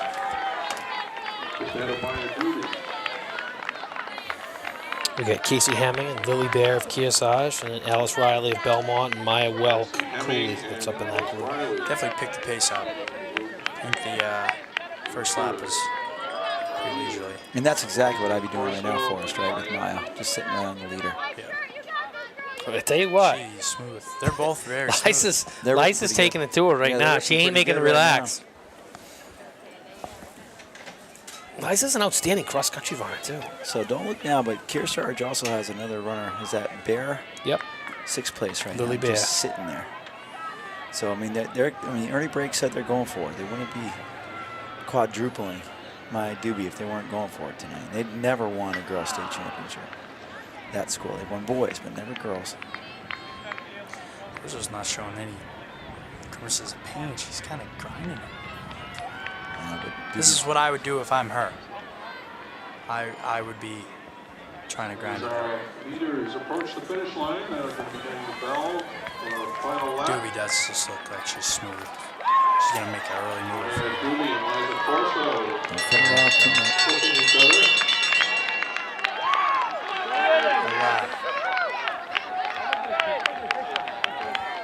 Doobie's grinding, but Corso's not gone. Lily Bear is going to 4th place right now. Corso's taking Look at Corso. a lot. Her cadence is way faster. Doobie's just Look at the strides. They're just opening up. stride is just she's got Nice and beautiful stride. smooth, and that's really smart, just being nice and smooth. Yeah, beautiful stride, you're right, Forrest.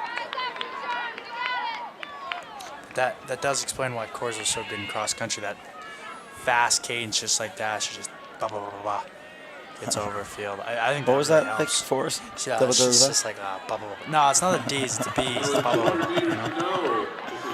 My doobie. She should just keep it under control right now. Yeah.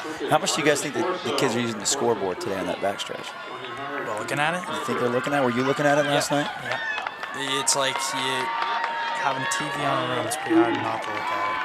What would you rather have in the home stretch or the back stretch? Because last year New England's obviously was in the home stretch. And there's your D3 state champion, 5:07, 10 seconds slower than her PR. Maya Doobie, second place. Liza Corzo. It's kind of how we called it. And there's Cassie Hemming from Campbell. She's going to be third. Can Lily Bear hold on to fourth? That'd be 14 big points for Kearsarge Cougars. She's going to do it. I'd rather have it where it is right now. The wind kind of shifted directions today, too. It's coming across left to right. Yeah, southwest, right? Southwest. I mean, right to left, yeah.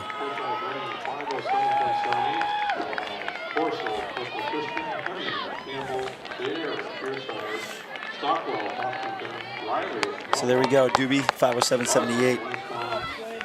And they switched it on us. The winner of the girls 600-meter run, 2019 Division III champion Maya Doobie. Maya Doobie. Time, 5 minutes, 7.78 seconds. Be interesting to see how she stacks up in New England, though. I think she's going to be right there. Well, she ran 4:55.56 by herself. Yeah, so you think she's going to be sub 450? Yes. Without hesitation. Sub 450. This Gets you spring? basically as good as anybody in New England. Yep. All right, Jeffrey Allen. Jeffrey Allen, Tori Allen's brother. Who do you got here? Give the run out, Jimmy. All right, we got Jeffrey Allen coming in with a 425.14. Number 1 seed, Zach Innes of Belmont. Trevor Scoplites of Campbell. Tyler Scoplites of Campbell. Joseph Young of Berlin. Matthew Burney of Conant. Theodore Milano of Hopkinton. Ben Bolton of Kearsarge. Shepard Murdoch of Hopkinton. And Eden Kellogg of Kearsarge. So I think Jeff is the overwhelming favorite here. He is, but Zach Ennis will give him a run. Zach Ennis is around at the end. The kick's going to be pretty cool. Yeah, Zach Ennis is, he's a two guy. So Jeff is running in 4 percenters. He is? Yeah, and that's what Winslow ran in last night too. Letting in 32? Or the whole night? Every night. Oh, wow. Well, what are those again? Say that again. They're the 4 percenters? 4%. The shoes that Kipchoge ran, 2 flat, 25 in. So a marathon shoe? Yeah, but they are they're the future. I can guarantee you that. But are they spikes on them? No spikes on Because them. I know at Grand Valley we checked them out with the spikes. Remember? Yeah, because they 3D printed a spike plate on it. But those they're have no give to them. I'm gonna call this race right now. I think Jeffrey Allen's done. He's not done. Look how far, but he's never make up that. Jeffrey Allen.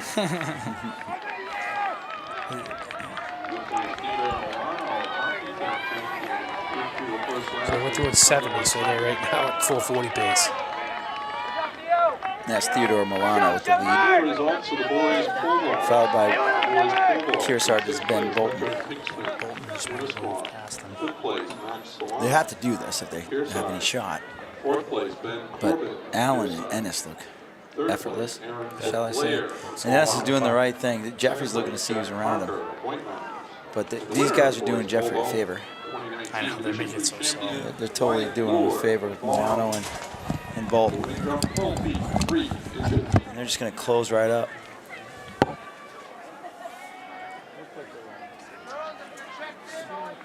The other results. But Bolton's putting the hammer down a bit here.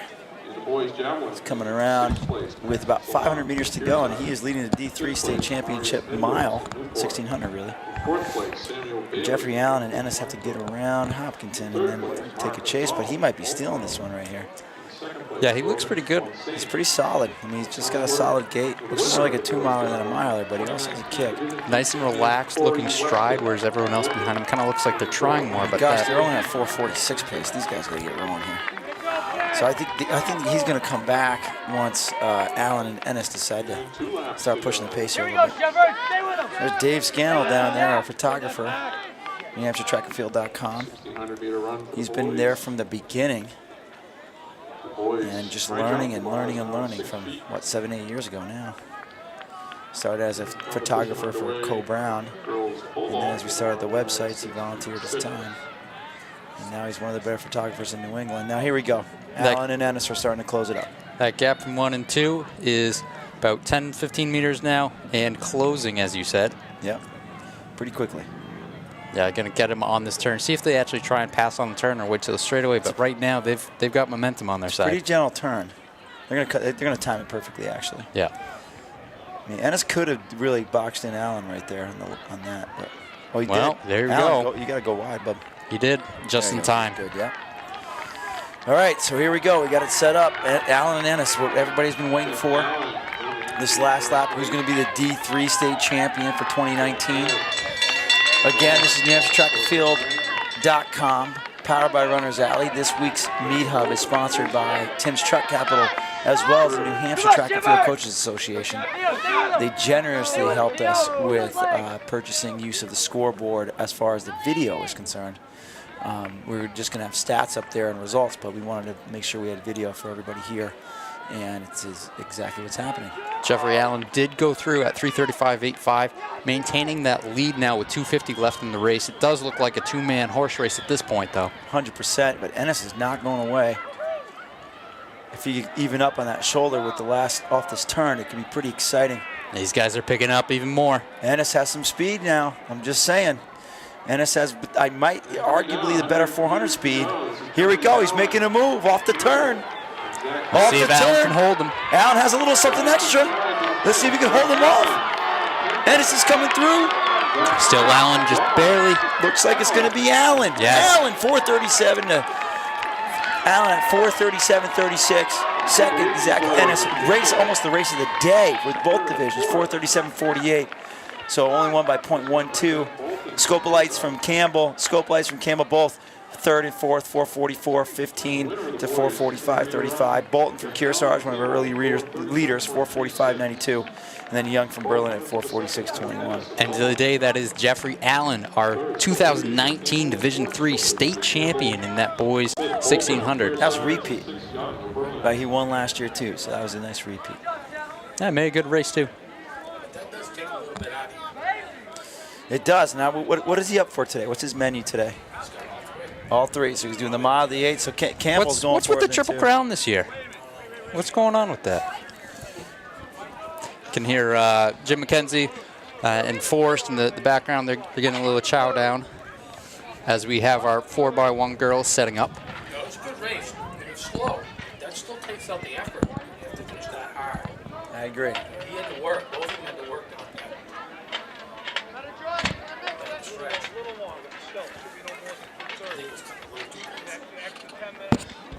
Sometimes you got to do that to kind of spell it there. But they really only ran 800. I mean that. Yeah, yeah, pretty legit. We're going to try to give you more team score updates up here if the live results keep up with it. We're going to check the relays on. The first relay's on. The runners are set. What a venue, though. You guys talked about it being at UNH and how I feel like the feeling has been pretty positive. It's the best school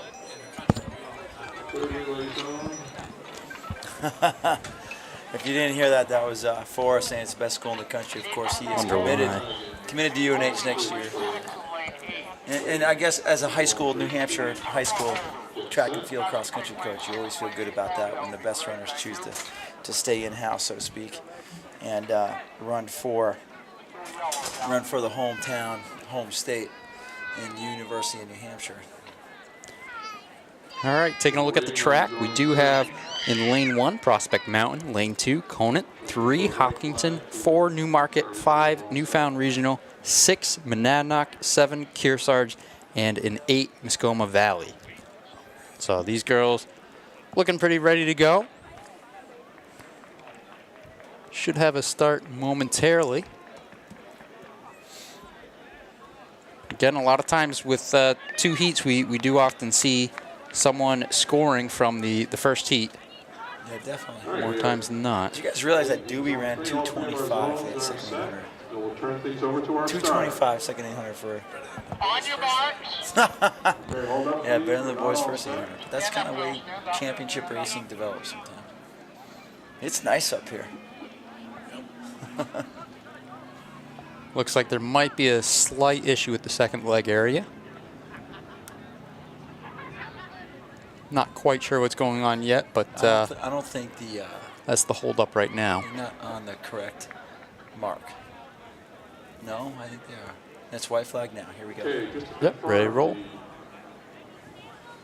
Lane assignments in Lane 1 of the Girls 4 100. Lane 1, Prospect Mountain. Lane 2, Conant. Lane 3, Hopkinton. Lane 4, Newmarket. Lane 5, Newfound. Lane 6, Monadnock. Lane 7, Kearsarge. And Lane 8, Mascoma. Tell you the weather right now for D3 is looking pretty good. It's starting to cool down a bit, so that will definitely favor our 3200 later on in the day. It certainly got hot. It's yeah, it was pretty warm earlier today. A little bit of sprinters heaven, some sprints, jumps, throws. All those guys really loving that. Not terrible right now though, especially considering all season we've had kind of a little bit of a lower, colder type atmosphere with it. So this isn't anything new to the 4x1 runners. All these girls run these 100s, so it should be fine. Lane 1, Prospect Mountain. Lane 2, Conant. And now I'm seeing a yellow flag on the anchor leg area. I think they're trying to figure out lanes. Lane 7, I feel like the Kearsarge. state championship, they should have that figured out. Of course, we do have Lancer timing today. LancerTiming.com has live results. Again, we'll try and bring them as fast as we can. Of course, with the running events, you're going to see them as they happen anyway. As soon as the picture is read, we see it on our screen as well. So big shout out to them for providing all of those results today. And for seeding the meet, which sets up all of these heats, so everyone should know their assignments going into it. Well, they published the program Yes. just yesterday. I know we printed it out so kids can practice in their lanes as far as their starts are Now we have a white. They have a white flag, zone 1, zone 2. All 3 zones are set. Zone 3 looks Ready to good go. now. We'll turn things over to our start.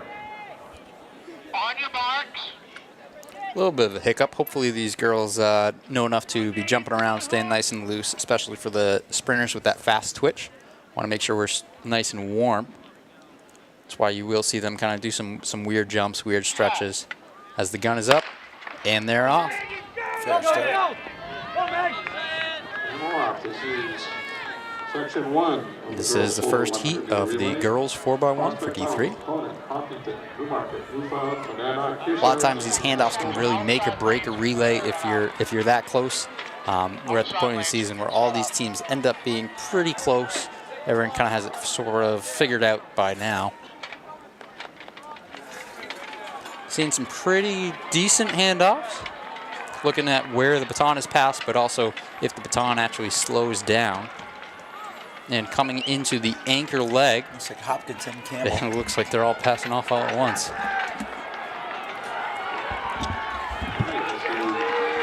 Newfound. Hopkinton, Campbell, Newfound, Kearsarge.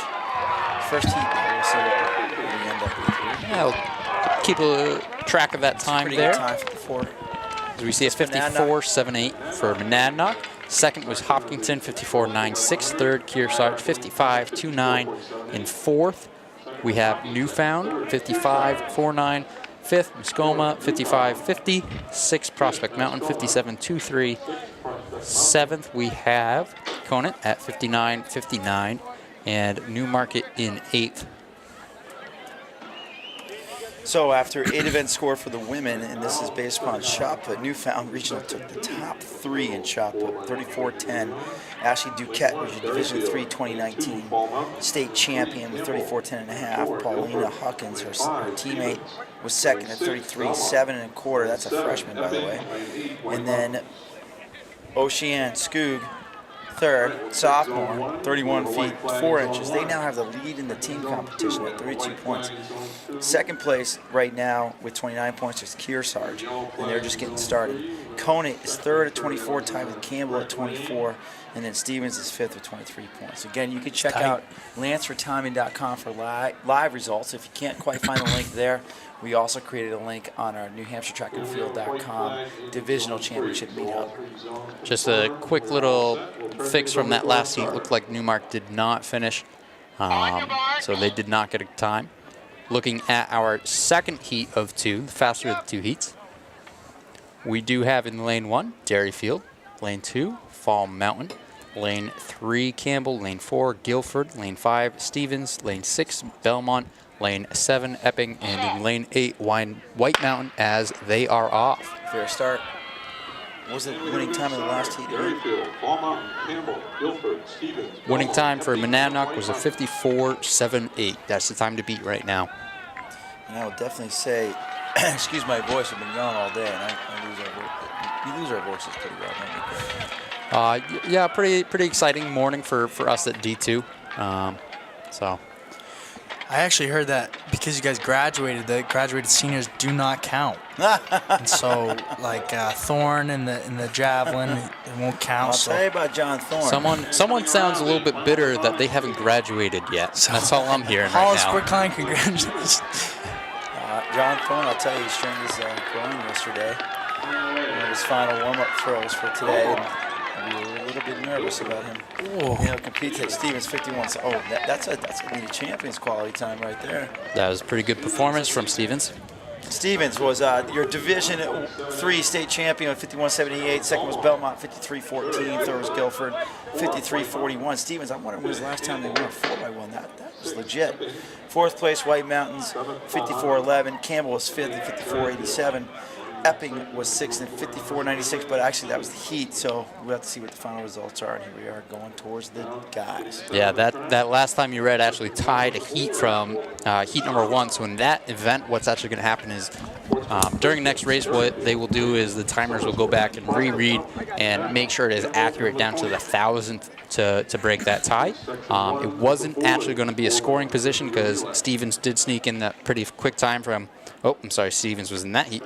Monadnock, I believe I said, snuck in that time earlier, as we do have our boys 4x4 about to take off, or 4x1. For us, who do we have in this first heat? All right, we got Portsmouth Christian in lane 1, Derryfield lane 2, Raymond lane 3, Somersworth lane 4, Prospect Mountain in lane 5, Monadnock lane 6, lane 7 we got Campbell, and lane 8 is Laconia. Again, heat 1. There's 2 heats in this.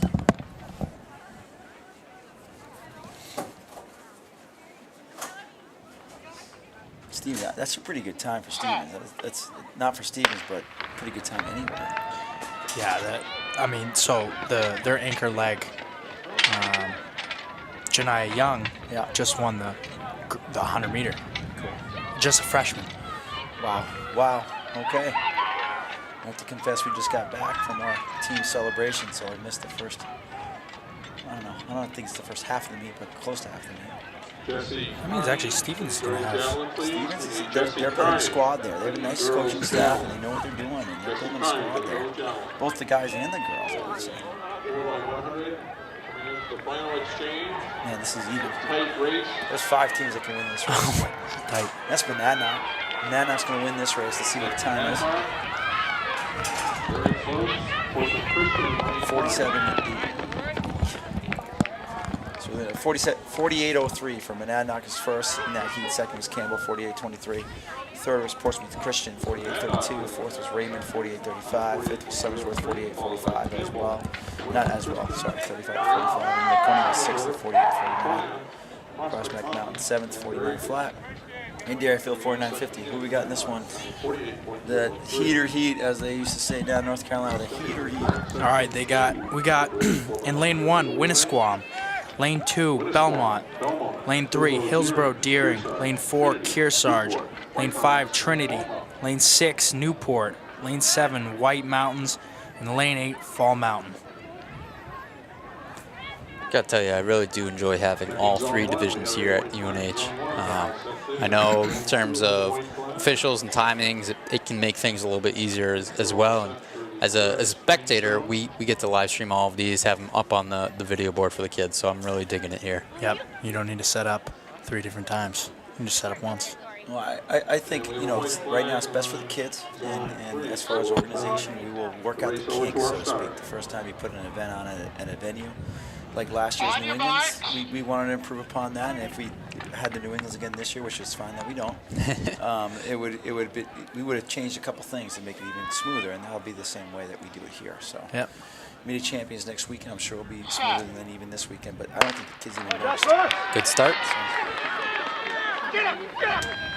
Again, this is our second section of the boys 4x100. Looking at having some fast times and some quality handoffs, as I see a couple already. Our second legs have taken over now. A few teams trying to make up that stagger. Still hard to see. Going into the third leg. It's going to be tight again. The top three. They're all giving off basically the same time. Does look like it's game 5. That'll be Trinity. Yep. Trinity is slightly new to the D3 scene as they take that one with a 45-32. Kearsarge in second, 45-68. Third was White Mountains, 45-73. Hillsborough Deering in fourth with 46-45. Belmont in fifth, 46-79. Winnisquam, 47-1.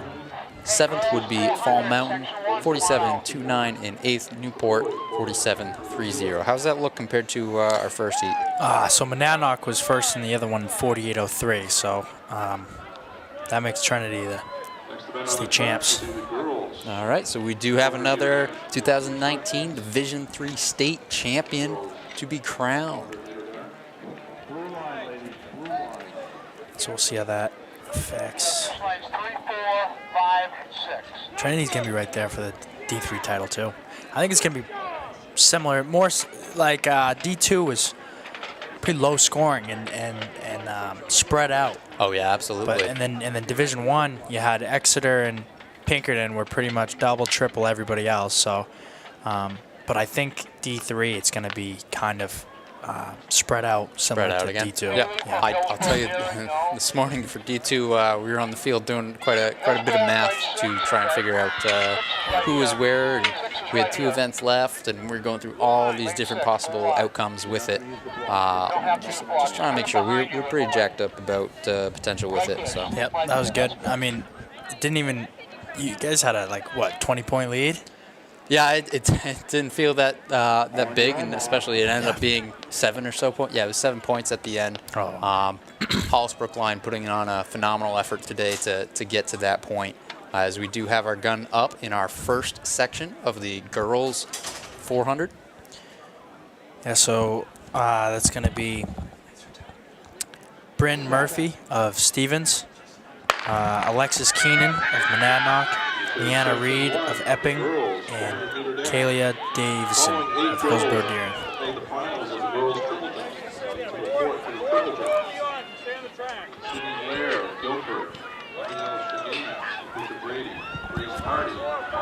Yeah, so I was just a freshman when Concord won the track state meet. We were overwhelming underdogs by about 45 points according to battle notes to Pinkerton. And, Angel Feliz won the 100-meter, 200-meter long jump, and they got second in the 4x1, so his 38 points certainly helped. And he had a phenomenal day. I remember that. Yeah, and it came down to the 4x4, and it was basically like whoever wins. We needed to get first, and they needed to get if they were top 3, we would lose. And I think they got 5th or 6th, and we did win that. And so that was one of the crazier moments. That was Reed of Epping coming in at 63.50, Murphy of Stevens at 64.42, Davison of Hillsborough Deering at 66.25, and Keenan rounding out that last spot in that heat. 63s, that's no joke. I think she ran a 68.21 there, again, courtesy of Lancer timing. 63 could get her on the podium, honestly. Yeah, 63.5, not bad. We'll see what happens as we do set up our second section of the girls 4x2. So that's going to be Alexis Eckert of Prospect Mountain, Delaney Gendel of Portsmouth Christian, Zoe Utton of Fall Mountain, Skylar Tutkus of Laconia, Natalie Frazier of Guilford, Alvaro Prack of Kearsarge, Abigail Drew of Conant, and Jessica Backus of Moultonborough. Good start. Time to beat 63.5, I believe. Yep. And this is section 2 of the girls' 100 meter dash. Alexis Eckert. And after the turn, it does look like quite a lead out there from, I believe, lane 8. Yeah. She's got another stagger to go, but will be all set. Looks like the lane 4, maybe, making a pretty strong move. Girl in red, if you can tell me who that is. Probably Skylar Tutkus of Laconia, I would imagine. Blue line, gentlemen, blue line. 1, 2, 3. Yeah. Chip McKenzie joining us again. Skylar Tutkus and Natalie Frazier. So these two battling it out. They're coming right down to the wire. Look at this. It's going to be a close one. Laconia in red, Guilford in blue. Oh, she had a little bit left. Takis. And it is Takis of Laconia at 60.72, so getting that 60 mark. Frazier, second. 100th of a second back, followed by Cracker Kearsarge at 61.44. In the Fall Mountain, 62.96. Giroux Conant, 64.07, which is now where we start factoring in our Heat 1. Backus Moultonborough of 64.24. So Leanna Reed will be 5th place out of the first heat. Yeah, pretty good as we do move into our boys 400. Moving right along here. Yeah, so we got Owen Carney of Interlakes, Ethan Vitello of Conant, Riley Mann of Winnisquam, Chris Taylor of Conant, Hunter McLeod of White Mountains, and Liam McCoy of Trinity. Again, there's 2 sections of these, similar to pretty much all the mid-distance and sprints. Of course, this is considered more to be that dash variety. Athletes looking to go all out for the full 400. Easier said than done. 400 is typically where we start to see sprinters at their limit. Yeah. Well, the 400 is just so, it doesn't matter how strong you are. It hurts. Yeah, you can say that for a sprinter, you can say that for distance, and then even, I know a friend of mine, Brandon Roy, down in Florida right now, he'd agree it still hurts even as a mid-distance specialist. He's known to drop a 49 or 2. As we have our athletes getting into their blocks.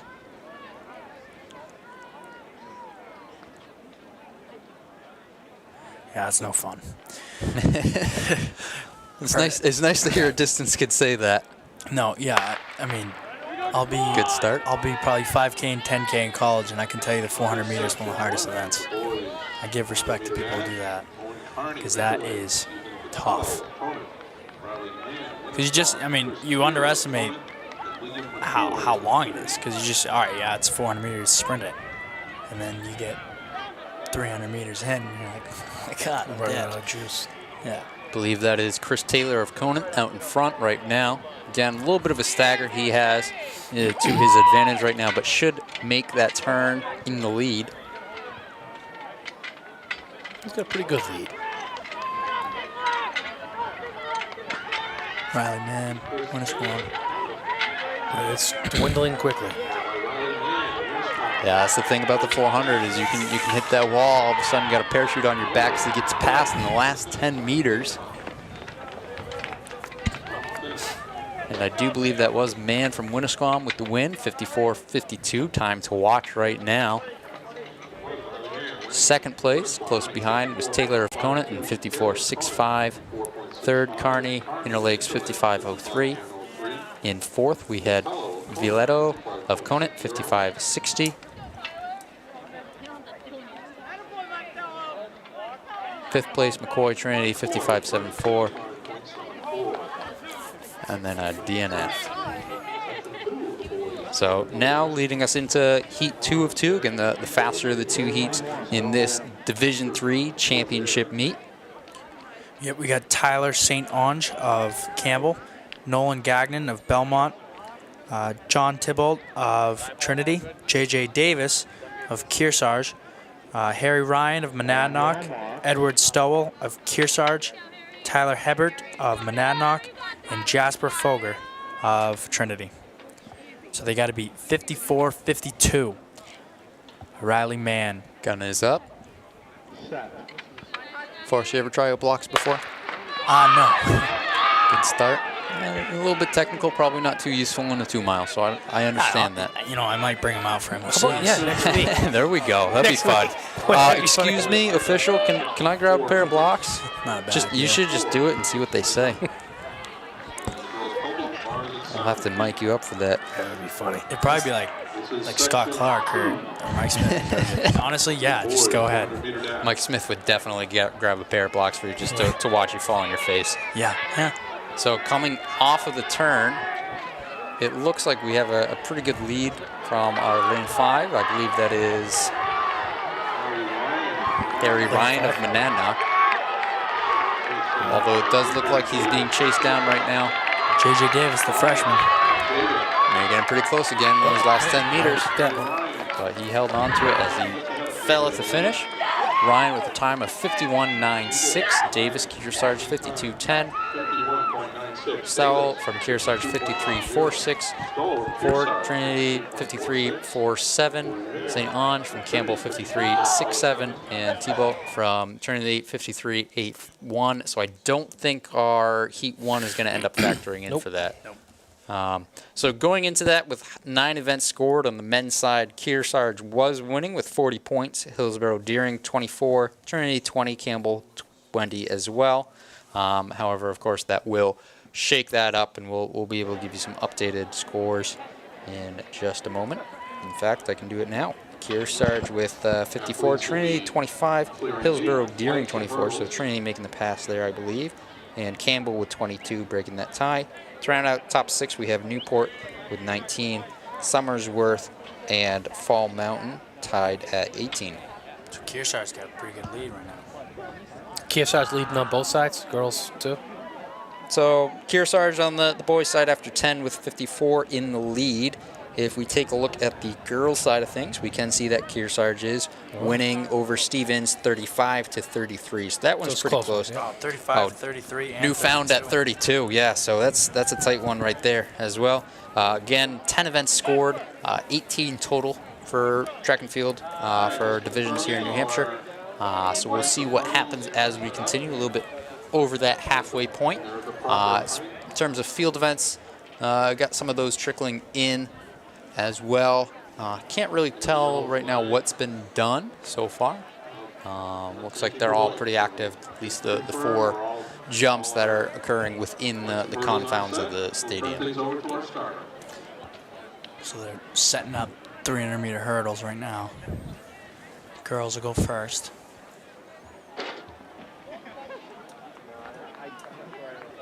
We've had some pretty good 300-meter hurdles races in Division 1, Division 2. So we'll see what we got in Division 3. Yeah, I think across the board, all events, I've seen a pretty good chunk of PRs, or at the very least season PRs, but I think some pretty good, especially, I know this morning warm weather was definitely helping some jumpers and sprinters out, and not so much on the distance side of things, but I think it's cooled down enough where distance will start getting that benefit, and I'm looking forward. I don't think I'd ever say this as a sprinter. I'm looking forward to the 3200. You are? You guys are starting to convert me to cross country. Nice. Oh, What way was the wind blowing earlier? So this morning, it was actually blowing the opposite way it normally does, as we have our first heat of girls off. Looks like right now it might be slightly at the girls' backs, which is kind of unusual for this stadium, but it does happen from time to time. But it's probably most advantageous in this race because you got it at your back, and then no matter what, the wind gets blocked over here. Yep. Because of this building, the way it's angling right now to the southwest. So this is Emma Ramsey of Guilford, Selena Coronas of Newport, and Alyssa Alberto of Stevens right now. She just waved. She just waved to somebody as she was coming around. That's unbelievable. I think I missed that. I wish I'd No, seen she it. did. The leader, she went and waved. I don't know if it was her mom or something in the. It was funny. course, our leader is Emma Ramsey of Guilford, and it looks like she should take that win. Coming across a line right around that 53-second mark, 53.46 to be exact. Second was Coronis of Newport in 54.26, and third would be Alberto of Stevens. That was one of the funniest things I've seen. Yeah.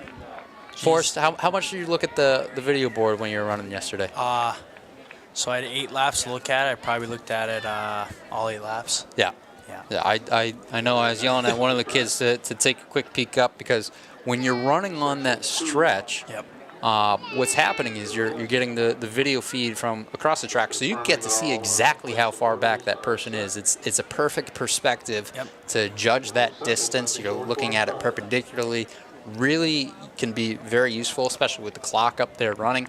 You're now looking at a 200 split, or a split every 200 meters instead of just the 400. So it can be pretty beneficial if you utilize it correctly. You can see a move coming, all of that stuff. So definitely. I thought it was awesome, and I was also leading the race. Yep. So I could see where everybody was, and I was like, you know, when I got to make my moves, am I getting a gap? Because it's much better. I don't need to look back. I can just look forward and keep absolutely hammering down, and I can see everybody go by me. It's a lot. It's way better that way.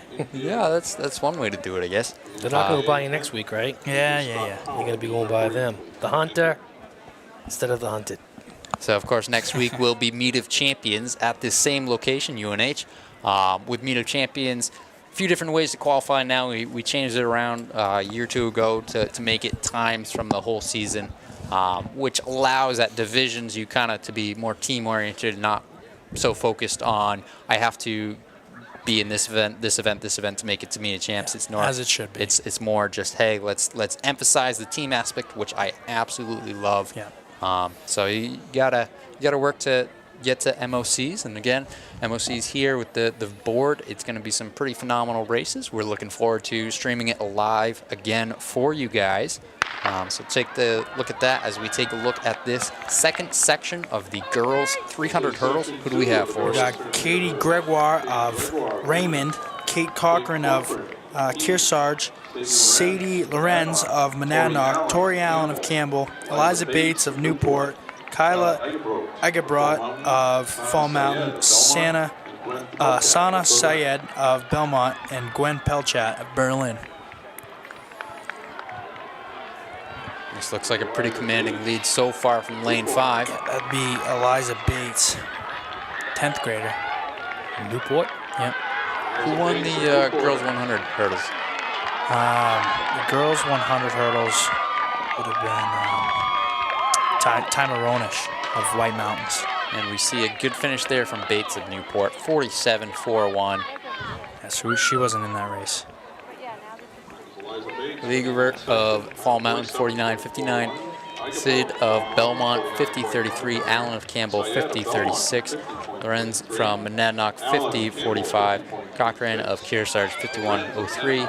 Georgie of Raymond, 51.41. And Pelchant Berlin, 52.89. Wasn't at the I wasn't in the stadium at the beginning of the meet. We were still at the high school for a little bit. I might have turned it on. At some point you had mentioned Jeffrey stealing some medals from his sister there. Oh, this guy mentioned that's pretty good. Yeah, I guess it was a little trouble in the Allen thing, jealousies and stuff like that. So I just got done talking to Jeffrey's dad, and I found out the true story. Jeffrey's dad actually went in and took some of the medals and put them in, just to, make Jeffrey feel good.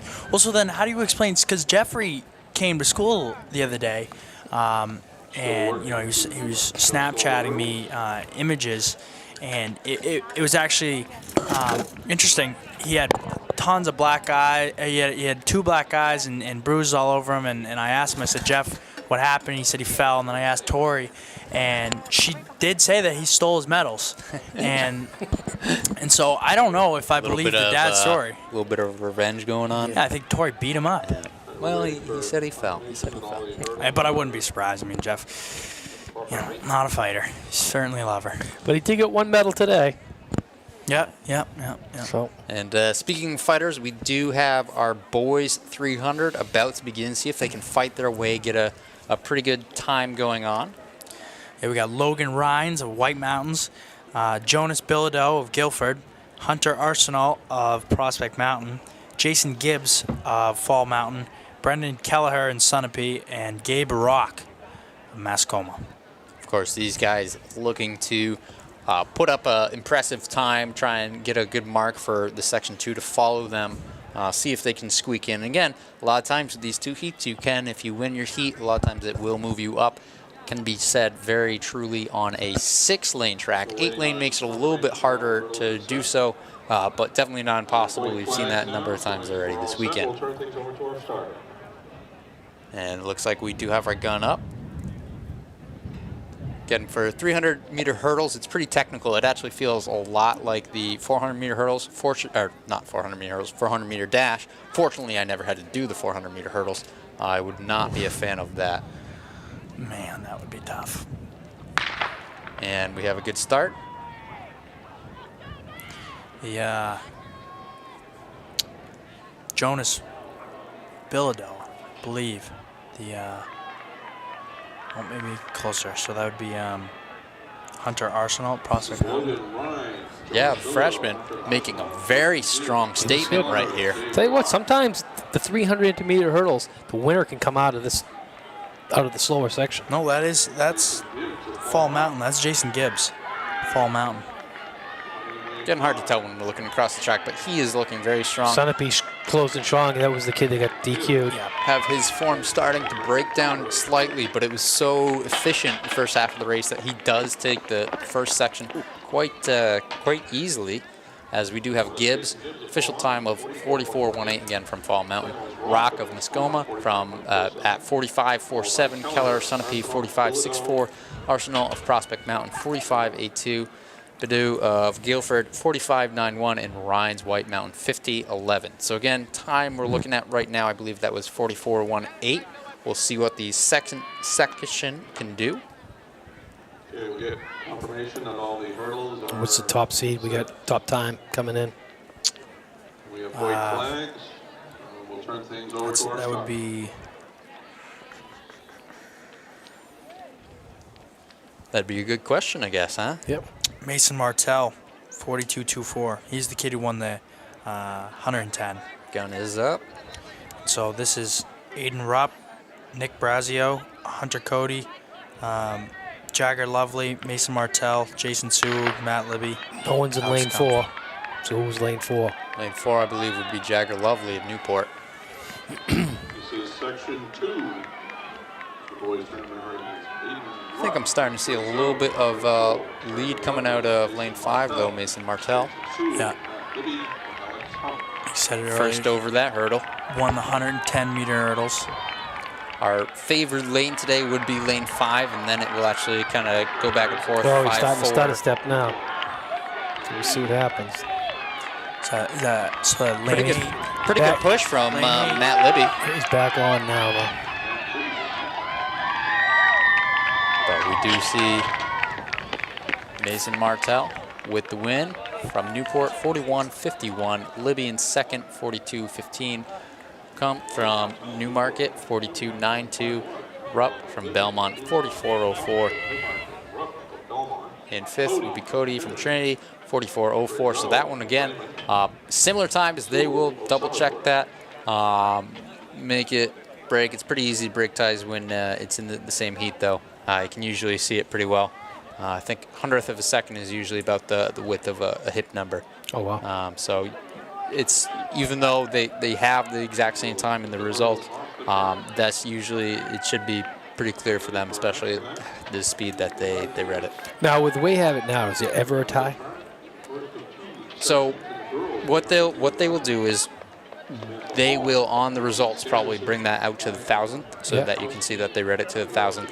If it was from one heat to the other heat, what they will do is just, again, read each picture individually, look at it to the 1,000th, bring it out. I've never seen it a tie. Isn't it in the Olympics, in the Olympic trials, they have a certain number that they can go out to? like it's like 1,000th. Yeah, so I mean, all of these, we see the results in 100th. The camera's taking it actually past 1,000th, so if needed. But at that point, it gets to such a small increment that it gets pretty hard to tell. If they're in the same heat, you usually can make that distinction if you have a nice clear picture, which I checked out before I came in here today. They have an amazing looking picture today, so they'd probably be able to tell that again if it was the same heat. But if it was 2 different heats, in that case, you'd probably get a tie. Because I remember the tie with Allison Felix and the other sprinter, the other American sprinter, and they were debating whether or not they were going to do a race off or flip a coin to have the last Olympic spot. You remember how they ended that? Yeah, didn't the other girl get really angry that it was going to be about like flipping a coin, and then she just gave it to Allison Felix? Something like that. So we do have our first section of the girls 800 underway now. This is Samantha Holland of Guilford. Lindsay Sanderson In lane 1, Samantha Holland of Guilford. Lane 2, Lindsay of Guilford. Lane 3, Nia of Woodsville. Lane 4, Abigail from Bishop Brady. 5, Anna from Hopkinton. 6, Isabel from Newmarket. 7, Faith from Winnisquam. And in lane 8, Ada from Kearsarge. That's 3 freshmen and 4 sophomores in this first section, with a junior rounding it out. So a pretty young squad. Looking to make a pretty good mark to challenge our second section. Anna O'Reilly's the top seed in here, a freshman from Hopkinton. Yeah, I've had my fair share of Anna O'Reilly when she competed against us in middle school, and she was a good runner. Looks like that is Faith of Winnisquam currently with the lead, followed closely by Anna. A few meters back at least. 78. Yep, they come through at 117. See that split happen on your screen. Take a look at the clock at the 400 mark. Lancer Timing will pause that for us, give us a nice split, and a nice split for you guys, just for the leaders there.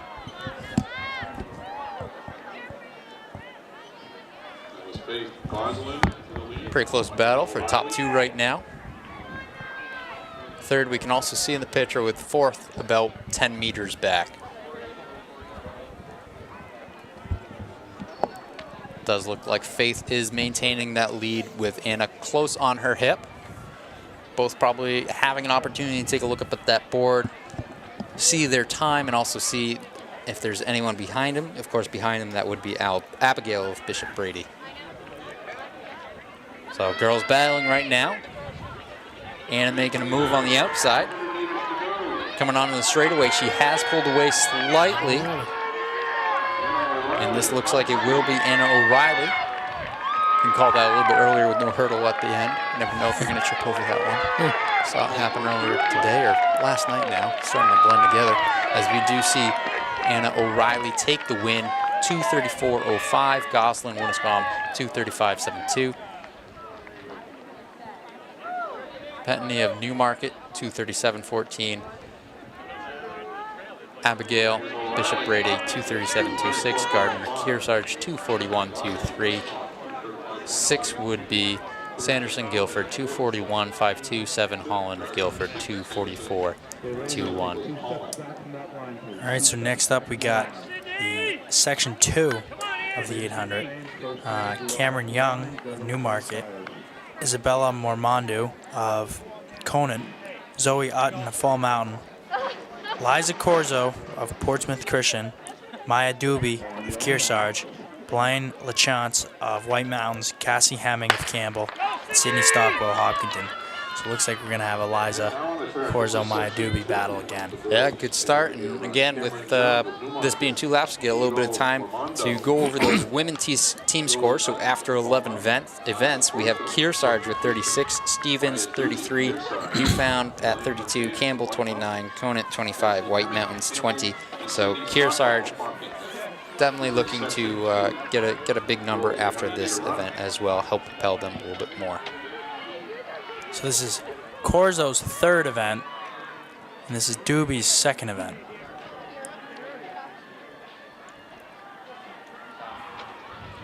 You can see Liza Corso with the lead currently. Doobie right there. Same thing can be said about Cameron Young of Newmarket.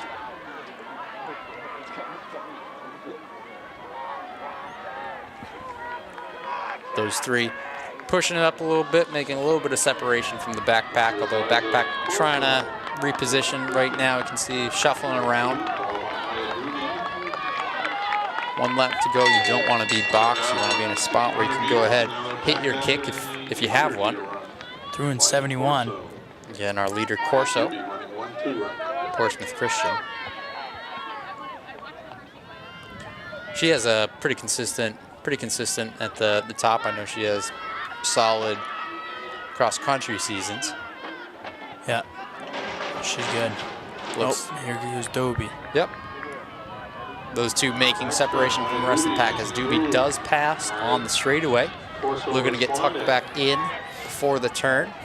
Careful not to impede.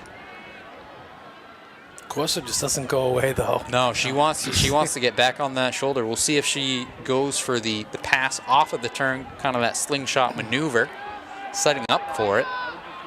See if Doobie can respond though. And I don't know if Doobie's going to give her the chance to. She really... Doobie's got another gear. She goes to it. Corso's not done. But Corso's right there. Yeah. Just solid. Doobie will take the win with this one. 21. So third, Zoe Utton. Doobie, 220.90. Corso in second, 221.64. So again, not too far behind. Third, Utton Fall Mountain, 226.22. Fourth, LaChance from White Mountains, 227.61. Young in fifth from Newmarket, 227.74.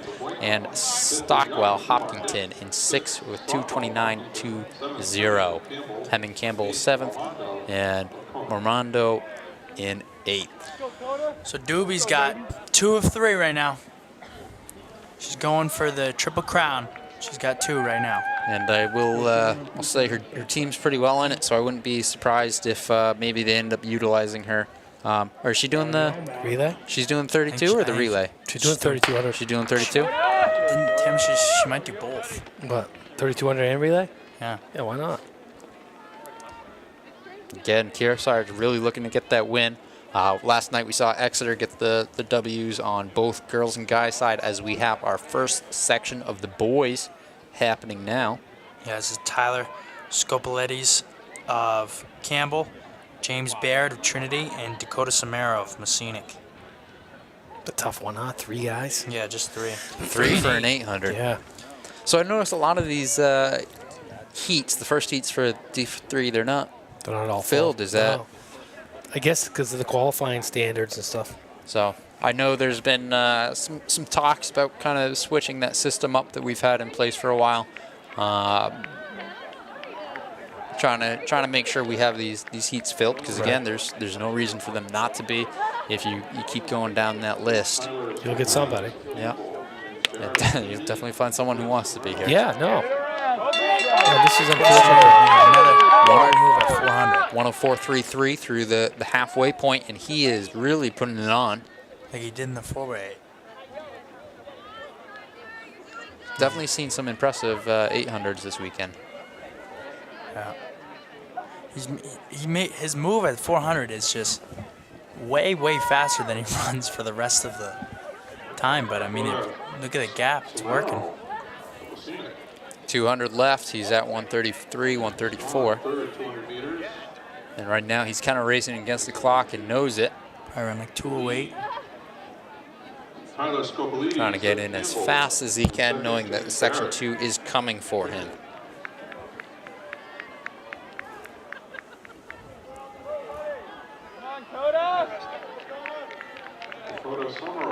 Slowing down just a bit, but should still take this pretty easily. We got Tyler in second currently. And we see that Dakota does cross first. 207.91. I think Forrest said something in that ballpark. I said 208. I was 0.09 off. Tyler Campbell in at 212.86. And Barrett of Trinity 216.97. All right, here we go. Will Jeff get the second of the 3? It's a battle. It's got Enos there. Who else we got in here? Let's see. So we got Ryan Mason of Moultonborough, Alex Kermack of Trinity, Luke Gomes of Campbell, Zach Ennis of Belmont, Jeffrey Allen of Campbell, Edward Stowell of Kearsarge, Tyler Hebert of Monadnock, and Dylan Robert of Winnisquam. Good start for Section 2. Guys, of course, starting in lanes for this first turn. We'll see after 100 meters or so, we have a cone break line. A lot of guys will cut directly in, whereas the proper strategy would be taking the tangent to the other curve, but everyone's kind of jockeying for position. No one's going all out, so. So it looks like Jeff's going to sit on Enos this time. Yeah, and that's Dylan Robert out front. How fast is Dylan Robert? 206, and Ennis is 202, and Jeff is 159. Taking a look at team scores real quick on the men's side. After 11 events scored, Kearsarge is in first, 54. Newport second, 29. Trinity third, 27. Hillsborough, Deering, 24. Campbell, 22. And 6, we have Fall Mountain at 19. Jeff is in spikes now. Guys coming through at 60.80. So right on that 2-minute pace. See if a couple guys do try and go under. Anticipating the second lap will happen a little bit faster. A little push in there. And we do see quite a bit of changes up front. Move. Jeff's making an early move. See, Jeff's attempt at the Triple Crown is gonna be it's gonna be tough because he's been pushed to the brink in 2 straight races because I think Ennis is gonna have another move right here, and Jeff's really going to the arms. I think that early move did help him getting to the turn first. Yep. And it looks to me like Jeffrey Allen should be able to hold on to it with 50 left, and he will be able to. Not quite under 2, but we do have Jeffrey Allen finishing in first from Campbell at 2:01.84. Enos at Belmont 2:02.35. Gomes Campbell 2:03.76. Cermak of Trinity 2:04.57. Stowell Kearsarge 2:06.07. And Robert of Winnisquam 2:06.296. Mason Moultonborough 7th 2:11.77. So Jeff's got 203 now too. Will he be able to do the sweep?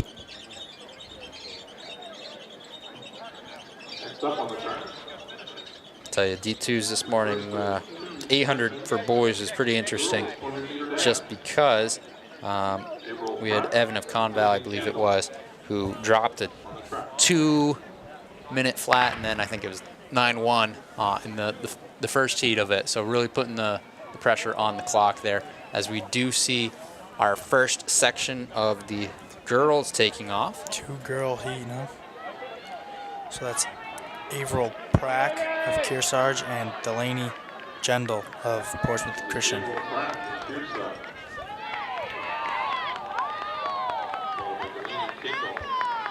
And that will be Averill Prack of Kearsarge taking the first section at 28:09. Now in section 2, got Skylar Tautkis of Laconia, Eliza Bates of Newport, Kyla Egerbrot of Fall Mountain, Janiyah Young of Stevens, Haley Drew of Conan, Julia Mara of Moultonborough, Sam Bowitt of Wilton Leidenberg. And Tautkis just won the 400. Yep, and Janiyah Young won the 100. So they'll be coming together. See who wins the 200. Definitely cooling off out there. Wind doesn't look to be all too favorable right now for a sprint, but I don't know how much of a headwind they'll actually be having. Just again, like you said, because of the stadium. The building blocks quite a bit from that direction. Surprising.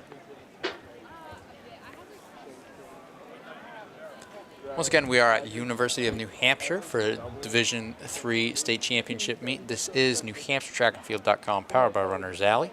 We're about to witness the girls' faster section, section 2 of the 200-meter dash. Meet sponsors today would be Tim's Truck Capital, as well as the New Hampshire Track and Field Coaches Association, stepping up in a big way to help provide all of this for you guys today. We're utilizing, obviously, the facility at UNH. We have to use the scoreboard, so we made sure that we went out and did that. And so huge shout out to the coaches making sure we could get that done for everyone out there as Section 2 is underway. Tanaya Young's out front. Telkis is looking good. Oh, it's going to be close. It's going to be really close. Wow. Looks like it's going to be Young, the freshman. Young of Stevens, 27.25. Tuckus of Laconia, 27.49. Drew Conant, 27.71. Fourth, we have Kaya of Fall Mountain in 27.81. Bates, Newport, 28.12. Botet was the next finisher. Yep. Oh yeah, brother. All right, now we got boys 200, first section. Got Samuel Tuck of Franklin, Jordan Barakalis of Hillsborough Deering, Sienna Chandleris of Interlakes, Max Noble of Portsmouth Christian, and Dominic Hutchinson of Wilton Leidenborough. Section 1, the boys, 200-meter dash.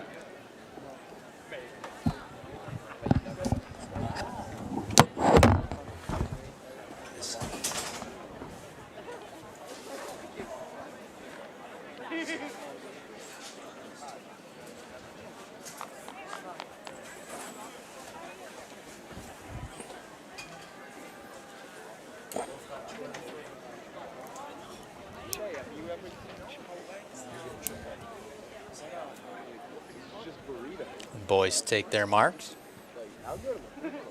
Again, 200 meters, so all of them opting to use blocks as we have a good start. Hey Landon, I need a dub out of you, dude. I didn't come here to watch nothing. Let's go, baby! Looks like we do have Max Noble, Portsmouth Christian. However, it does look like he might be challenged right here by Interlakes. And ended up being a pretty close race. Looked like Chandleris took. Yep, he did. There you go. Chandleris, Interlakes, 24.86. Tuck, Franklin, 24.89. Noble in third from Portsmouth Christian, 25.15. Bellacres of Hillsborough Deering, 25.46. And Hutchinson in fifth. Wilton, Lineborough. Second heat, we got Max Stephen of Guilford, Jasper Fogier of Trinity, Harry Ryan of Monadnock, Eli DePigney of Interlakes, John Tebow of Trinity, Hunter Hinkson of Winnisquam, Mason Martell of Newport, and Lucas Mathau of Belmont. Again, this is section 2 of the boys 200.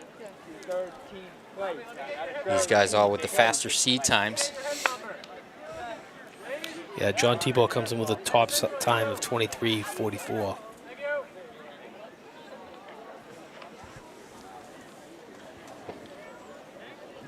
Nice to see a full heat,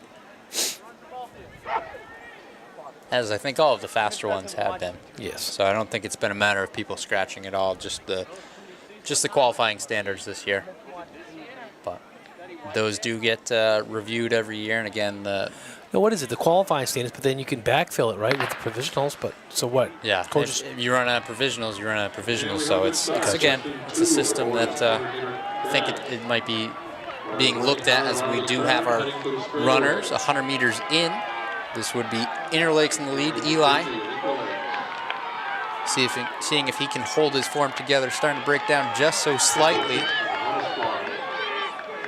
Ooh, close. I think he got beat there. He might have got beat by the lean. He doesn't look happy with it, as we do see Hicksman from Winnisquam, 24.17 with the win there.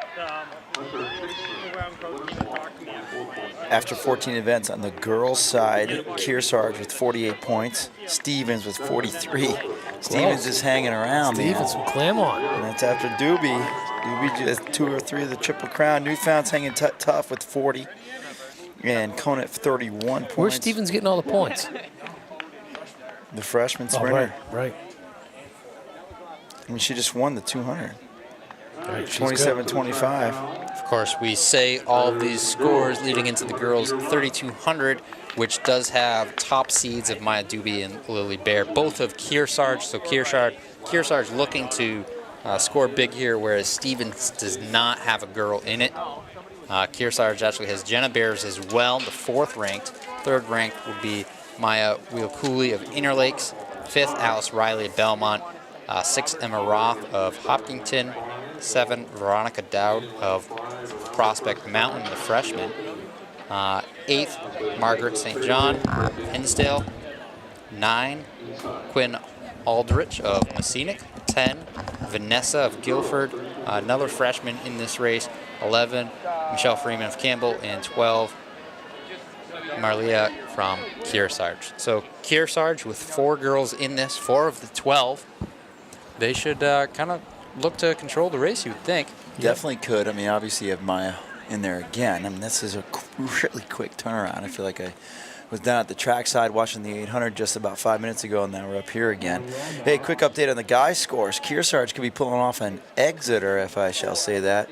The boys have a 64 points on the boys' side to Campbell's 38. Girls are out. 14 events. Newport's hanging top with 33, but Kearsarge, that's a commanding lead. I know there's only 4 events left, 64 to 38. That's looking pretty good. Yep, for Ed Rehor, Ernie Brake and company. That's pretty legit. And I would think that Maya Doobie's is going to want to control this race here. She doesn't have Liza Corso pushing the heck out of her. I mean, Corso was tough in that 800. She is tough. She was tough. She did not go away whatsoever. I'm surprised Corso's not in here, though, in this 2-mile, the third 200. I mean, she did the 4x8 mile, 800. But she didn't look like anything was slowing her down. I could tell you right now, if she was in this race, she'd be second place. Yeah, I mean, she's just a grinder. She's a grinder, man. And she was not going away. She's a stud. I mean, she's a sophomore, and she didn't look totally toasted after the 800 at all. I mean, Doobie looked great when she walked off the track, but Corso wasn't. You watch, Corso's going to be one of the great ones, and she's going to be a great college runner. Yeah, I agree. She's got that, toughness. She's not going away. And I think she can be pretty durable too. Yep. So looking at this first 400, they're not going out too fast at all. We'll be lucky to be under 90 seconds, which is 12-minute pace. This is what I would do if I'm Doobie. Exactly. Yeah, I mean, she's probably going to run the relay too. She doesn't want to push it right now. Conserve as much as she can. Of course, having a couple of events already under her belt, she is fine with this, especially with the kick that she has. This is probably the best running conditions for distance runners for the whole weekend. Last night, the wind did die, though. Pretty good, right? Yeah, I loved it. Yeah. It was good. I liked it under the lights, too. It was an hour later than right now, so all the lights were on, and it was dark. It was great. Check this out, though, guys. Not just Maya Doobie's in front, but you have 2 of her teammates in 4th and 5th. They could be solidifying the state championship right here and right now. I mean, that would be 10, 14, 16 points in this one event. It's kind of what we were hoping to do today in the 32. It didn't quite materialize, but that was pretty hot for that 32. It was. And yeah, and you got a young crew there, so I'm going to tell you right now, that crew's going to get a lot better when you bring another youngster into it, and he's going to light the fire under everybody else.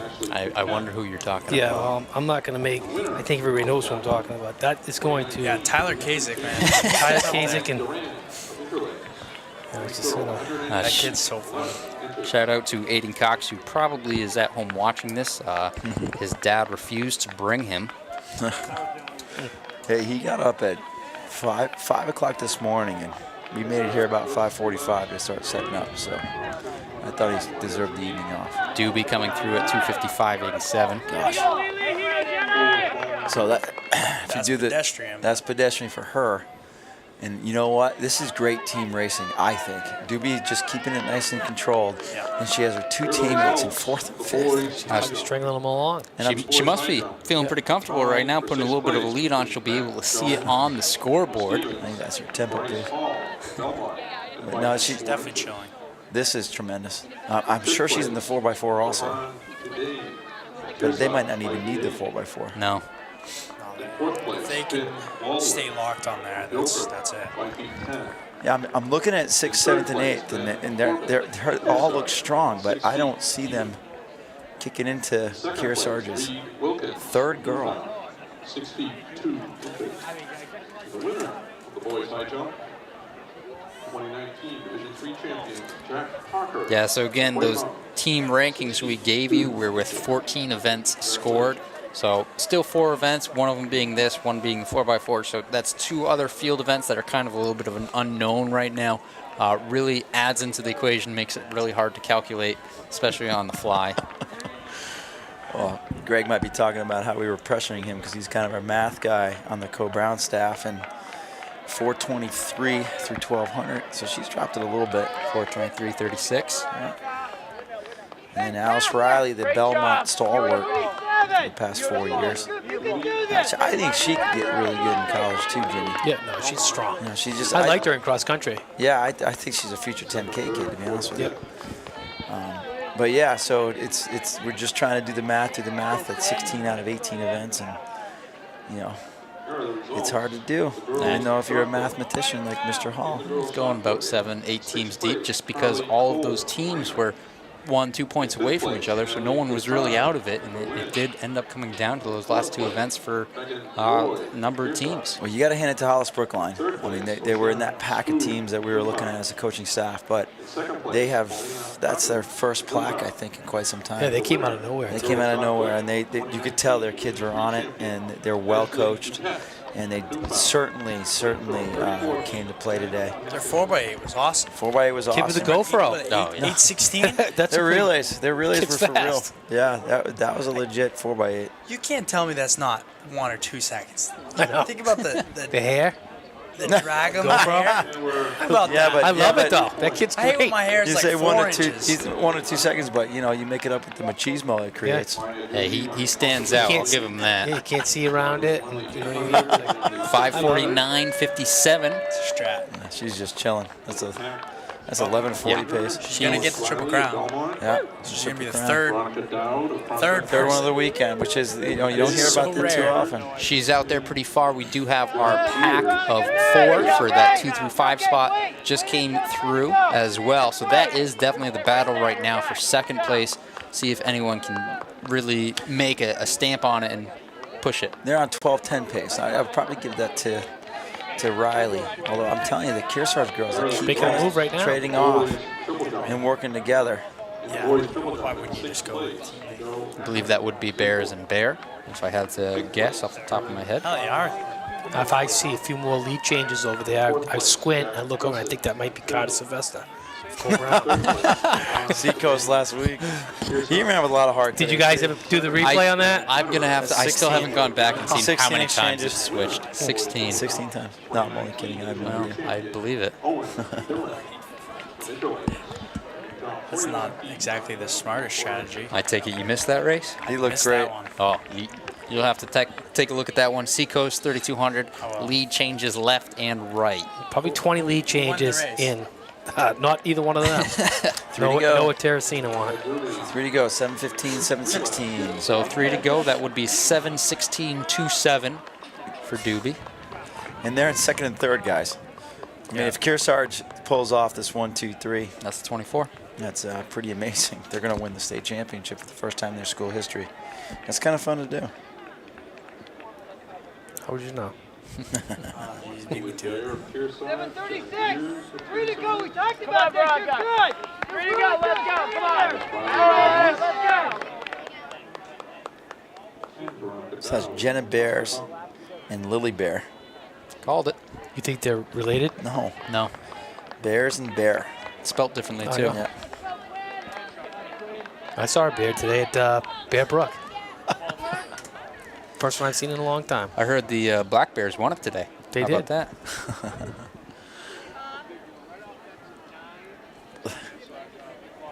Well, Doobie's going to come up on 2 laps to go, and what else can we say about her? I am looking forward to the mile next week. You know, both kids, Caroline Fisher and Maya Doobie, they worked their tails off. 2 triples. And they're racing phenomenally right now. And no matter what, we're going to be in for a great treat, I think. Well, what do we got coming out of D2? Do we have Sophia Reynolds in that too? Sophia Reynolds, yeah. And she's been banged never up. count She's her been out. banged Well- up a little bit this season. Well, no, not D2. You got to see who won D2 today. Is it Rope? Think about it. Who won it? I was so focused on the guys. Girl from Milford. Lauren Robinson. 502?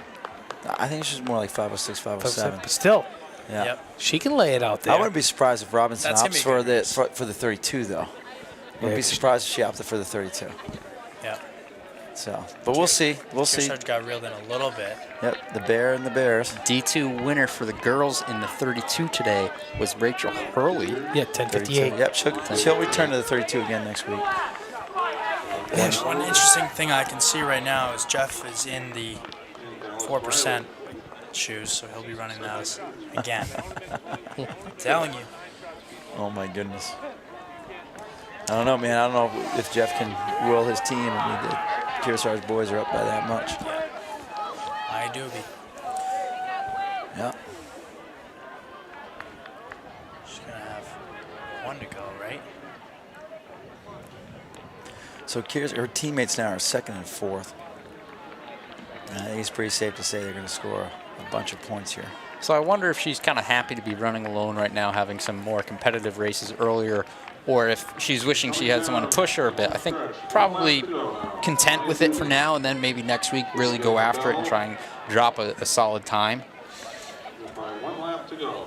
I think she's pretty focused on meeting champs in New England's in the mile. You do. Yeah, she should be. 456. So you think she'll just where run- did she do that? She had a Wilderness League last week all by herself. Dropped a 69-second last 400. So, great kid. Just a great kid. So. It's a good cross-country runner, too. Yep. I think this is Bears from Kearsarge in 2nd, battling with Prospect Mountain. This is Lily Bear, battling with Prospect Mountain's freshman Veronica Dowd. And then you got Jenna Bears from Kearsarge and Alice Riley. So they're all on their last lap. Last 200 for Maya Doobie. Jeez.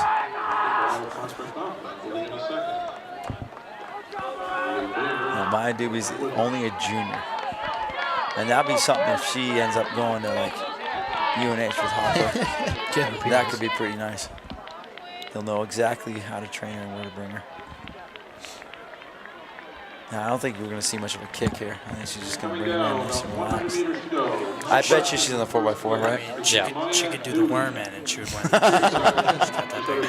The freshman Dowd is taking a bit of a lead on Bears.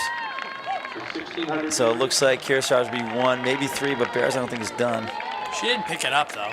No, and then She was on pace for 12 times. and she doesn't look that tired either. So that's 1, it's 10 points. Bears just trying, but I think Dowd's going to get set. Oh, we'll see. We'll see. Here we go. Oh, we're going to go 1-2 for Kearsarge. 3 points so far. Oh, no. Oh, the freshman Dowd. Battle to the line. We see it now, but Kearsarge with it. Gets it. So that's 18 so far. 22 points. I think we're crowning Kearsarge girls are going to pull off the exit or sweep. So 2-mile race comes down to less than half a second. That's the first time Division I was swept since 1993, by the way. When was the last time? I think D3's been swept recently. I have to look that up. But yeah, that's pretty legit. That's a great team race. Yeah, they got some points there. Serious points. Real serious points. I'll tell you, give you an updated score after this gets posted. So the girls were pretty tight after 15 events, 48-43 to Stevens 43. So Stevens is still hanging around. And Stevens was kind of banking on their sprinters. I mean, like. I mean, we'll see what this 4x4 does, though. But that's how many points did the Kearsarge just score? 22. 18-22. They put it away. Yep. It's done. 2017, Monadnock won on the girls and boys side of things. I know it's pretty recent. Monadnock had a pretty good run there. Yes. They had, I think, 5 in a row. Yep. From Yeah. 2013 to 2017. But yeah, Exeter the first time. The boys have won it since 1976. Coach LeVay was saying, and then they swept for the first time since for Division I, first time since 1983. As you said before, Kearsarge girls have never won it. Yep. On the boys' side of things, they did win back in 2016, so looking to repeat on that. Pretty recent. They've done a great job since they've gone down. Their school population went down enough to go to D3. And think about it, they're doing it despite Ernie Brake. We're all good friends with Ernie Brake, so. But yeah, I would say that's safe to say. No, Ernie's done a good job. He's a great guy. Guy never gets old. No. He and Ed Rehor and Peter Angus, they have a great staff over there. Forgive me if I'm forgetting a name. But they have a great staff over there. Got a brand new blue track. Another blue track in the state. So fun. Can't balance that out with another red one coming up. Yeah. You have to get creative at Co-Brown. The track's getting ripped them up Tuesday. Make it pink. Be nice and pink. We're good. That was a legit race, man. I tell you, these scores are going to be something else in a second here. So we have our boys 3,200 runners coming onto the track now. Scott Clark runs out on the track. I know. I'm telling you right now, He's getting jacked up. Scott Clark could still place. He could still place in this race right Like last night, he was like, "All right, guys, jog out to the track," and he dusted us to the track. He looked at us, "Come on." I guarantee he got up at 4 a.m. this morning to get his run. Yeah, got it in. Yeah. He's been on his feet all day long. Let's give it for our officials, and all these officials have been here for 2 meets today, 1 meet last night. One of the positives of doing this all 3 meets here at Division is making sure we have enough state officials for all 3, and make it just easier for everybody. But today was a pretty long day. I mean, they started the event today at 9 o'clock was the first field event, and now we're going to be coming up on. We'll probably be done around 7, maybe 7:15. So it's a pretty long day. Looks familiar right now. Boys 3,200 underway. The first 100 went without incident. Wearing hip number 1, Landon Valancourt of Messinic. 2, Jeffrey Allen Campbell. 3, Danny Donovan Trinity. 4, George Gowdy of Fall Mountain. 5, Logan Thibault from Messinic. 6, Sam Stiles, Berlin. 7, Ben Bolton of Kearsarge. Lane 8, we have Trevor of Campbell. 9, Connor of Messinic. 10 on the hip, Kyle from Winnisquam. 11, Gavin of Kearsarge. 12, Theodore of Hopkinton. And 13, Robert of Messinic. 300 in. Does indeed look like Landon Valancourt with the lead. He got a haircut. Yeah, got a nice haircut. Aerodynamic. Did that double take real quick. Did he lose a bet, or did he just do that to race faster? Forrest, what do you think? 75, so around 10-minute pace. We also have Danny Donovan up there. Straight up. That could be just landing. I just want to get faster. Danny Donovan's father was former state champion in cross country and the mile. Back Jeffrey Allen moving up to the shoulder, trying for the Triple Crown. They were pretty slow. Yeah, I mean, my strategy last night was to make it fast. We saw that. I mean, you definitely tried to push the pace, and I think that was a valid way to go about it, because obviously Winslow got taken to the tape essentially in the 800. And to try to keep an honest pace, I think you did everything you could. This is. I think we're looking at basically what happened last night right now. Yeah, Valancourt definitely trying to push it. Valancourt, Allen, Gowdy, Donovan, and then I think that is Thibault. Yep. The only thing is, it Thibault's takes a the tough kick out of runner. your legs. It does. Thibault, he had a valiant effort at the end of the 4x8. His Wilderness League meet last week was pretty good, Thibault. He's a tough runner. Hard move. Somebody's making a hard move. I think that's... Scope lights. Yeah. Gowdy from Fall Mountain, is that what you said? Yeah. Yeah, Gowdy's tough. Now, watch out for that Berlin kid. The Berlin kid who's in 7th or 8th, he ran by himself last week at World Medicine. Tough kid. One of these duels, like one of our first ones in cross country, ran with him. Yeah. It was like a whole team effort when we were running with him. Yeah, he's a tough kid. He is So tough. I wouldn't be surprised if he's around. George Gowdy's tough. Oh, yeah. All these guys. I mean, to be a 3,200 meter runner in New Hampshire right now, it's legit. I mean, if you look per capita versus the whole country, given all our weather challenges of this season, it's really been amazing. Been nothing. The weather has been nothing compared to the challenges we had in cross. Country. Yeah, I say all these distance by runners far the are worst prepared. year ever. Yes. By far. If you ask Joe Scazzatelli, it's all about El Nino. We're going to be all set after this year. Hey, so how's Saco? Saco's going to be great. I mean, there's always great stuff at Saco, Maine. I mean, New England's to me, it's gonna be cool, probably. New England's to me is always it's a phenomenal meet, and it's very unique to our country. It's how many times do you have a regional meet in high school? Right. And so just by that fact, and the competition is always there. And I know what people say, some skip New England's, get ready for nationals. That's fine. The depth in New England, I challenge anyone to come up with 6 other states that can challenge the depth of New England's. Correct. So I just think the concept itself, and obviously it's been around for 70 plus years, almost 80 years. The concept of it is amazing. So And it's funny how it always shifts. Like, it's never, oh, Massachusetts kills everybody. correct. It's never like it changes. Sometimes Connecticut's amazing. Sometimes Rhode Island. Sometimes we have it. Like the girls we were talking about earlier. Right now, the girls' distance running is the best in New England. Yeah. Hands down. Just the depth. Yeah. I mean, it's like we had the top side with Jackie Gahn last year, obviously one of the best in the country, even in college now. Yeah. I mean, gosh, her 10K there tonight was just amazing. But if you look at just the depth of New Hampshire distance running, and it's been like that now. It's been like that now for close to 10 years. And we're tiny. Yeah. You know, it started with like the Corey Dows and the Hannah Parkers, Megan Duties, and then you get to Jackie Gahn's, obviously. Looks Shannon like we're having a Murdoch's. bit of a lead change here coming up to the 4-lap part. Maybe about not. that? Jeffrey, Valancourt's right there, dude. Jeffrey moving in from 3rd to 2nd. Looked like he was going to go for it, but deciding to let Valancourt lead a little bit more as they come through at 5:03, 5:04. 26 pace. Valancourt's not all over giving it everything he's got right now, too. I He's just mean, he ran like a 2 flat in the 4x8. 4x8. Yeah, you got him right back in it. Yeah. He's legit. Yeah. And still, big Donovan's a solid distance runner. I mean, these are 5 great guys right here. The 5 guys up front. Those 5 guys starting to get a little bit of a separation from that 6th place runner who was about 15 meters back, and that gap looks to be growing. Oh. What? Someone just hit the rail. Yeah. 5th place. That was kid. Tebow.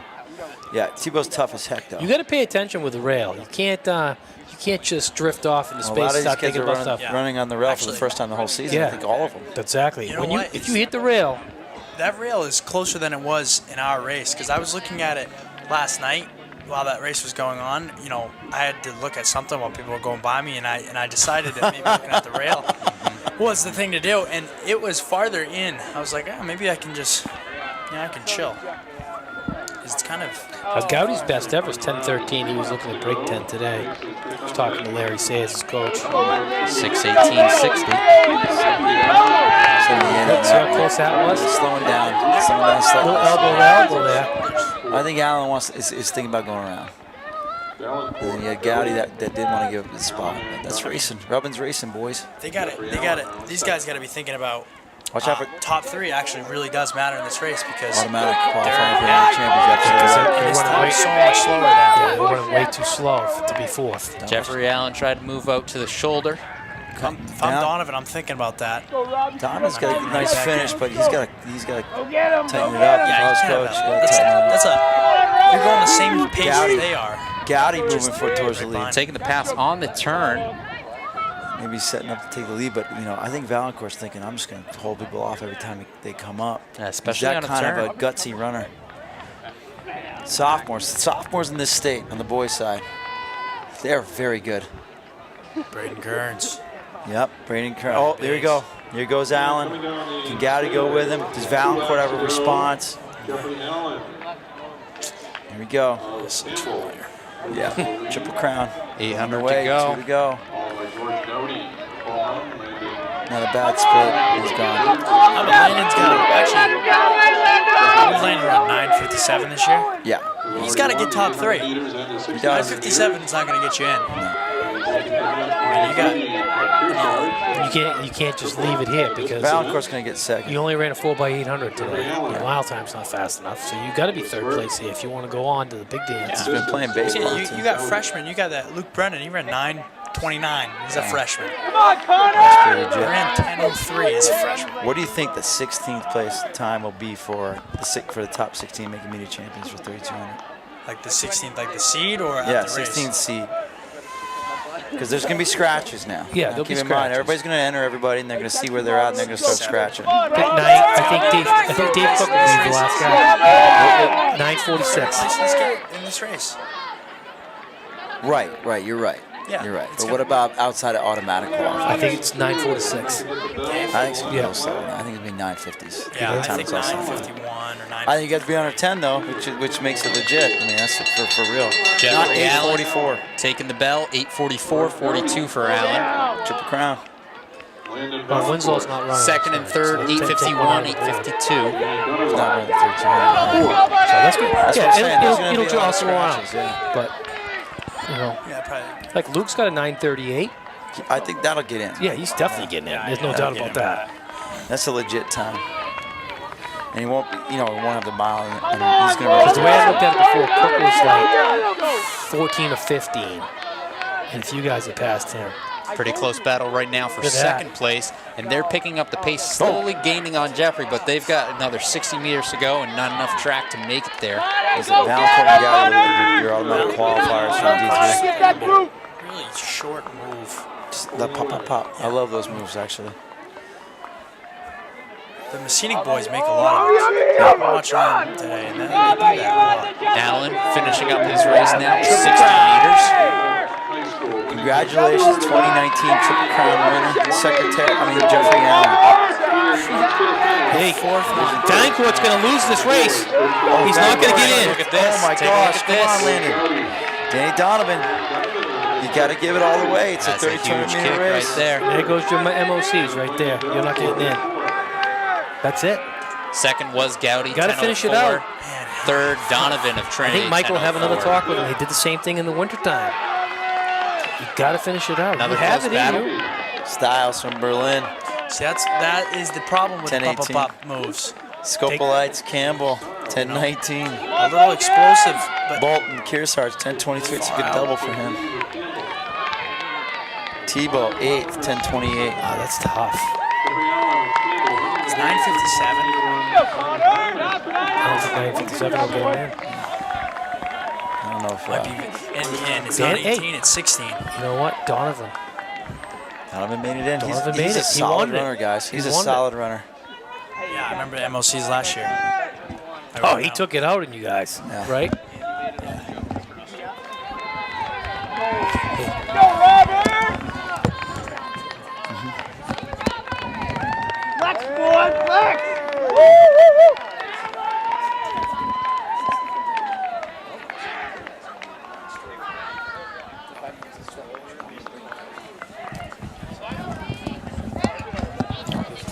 So Jeffrey Allen gets the Triple Crown.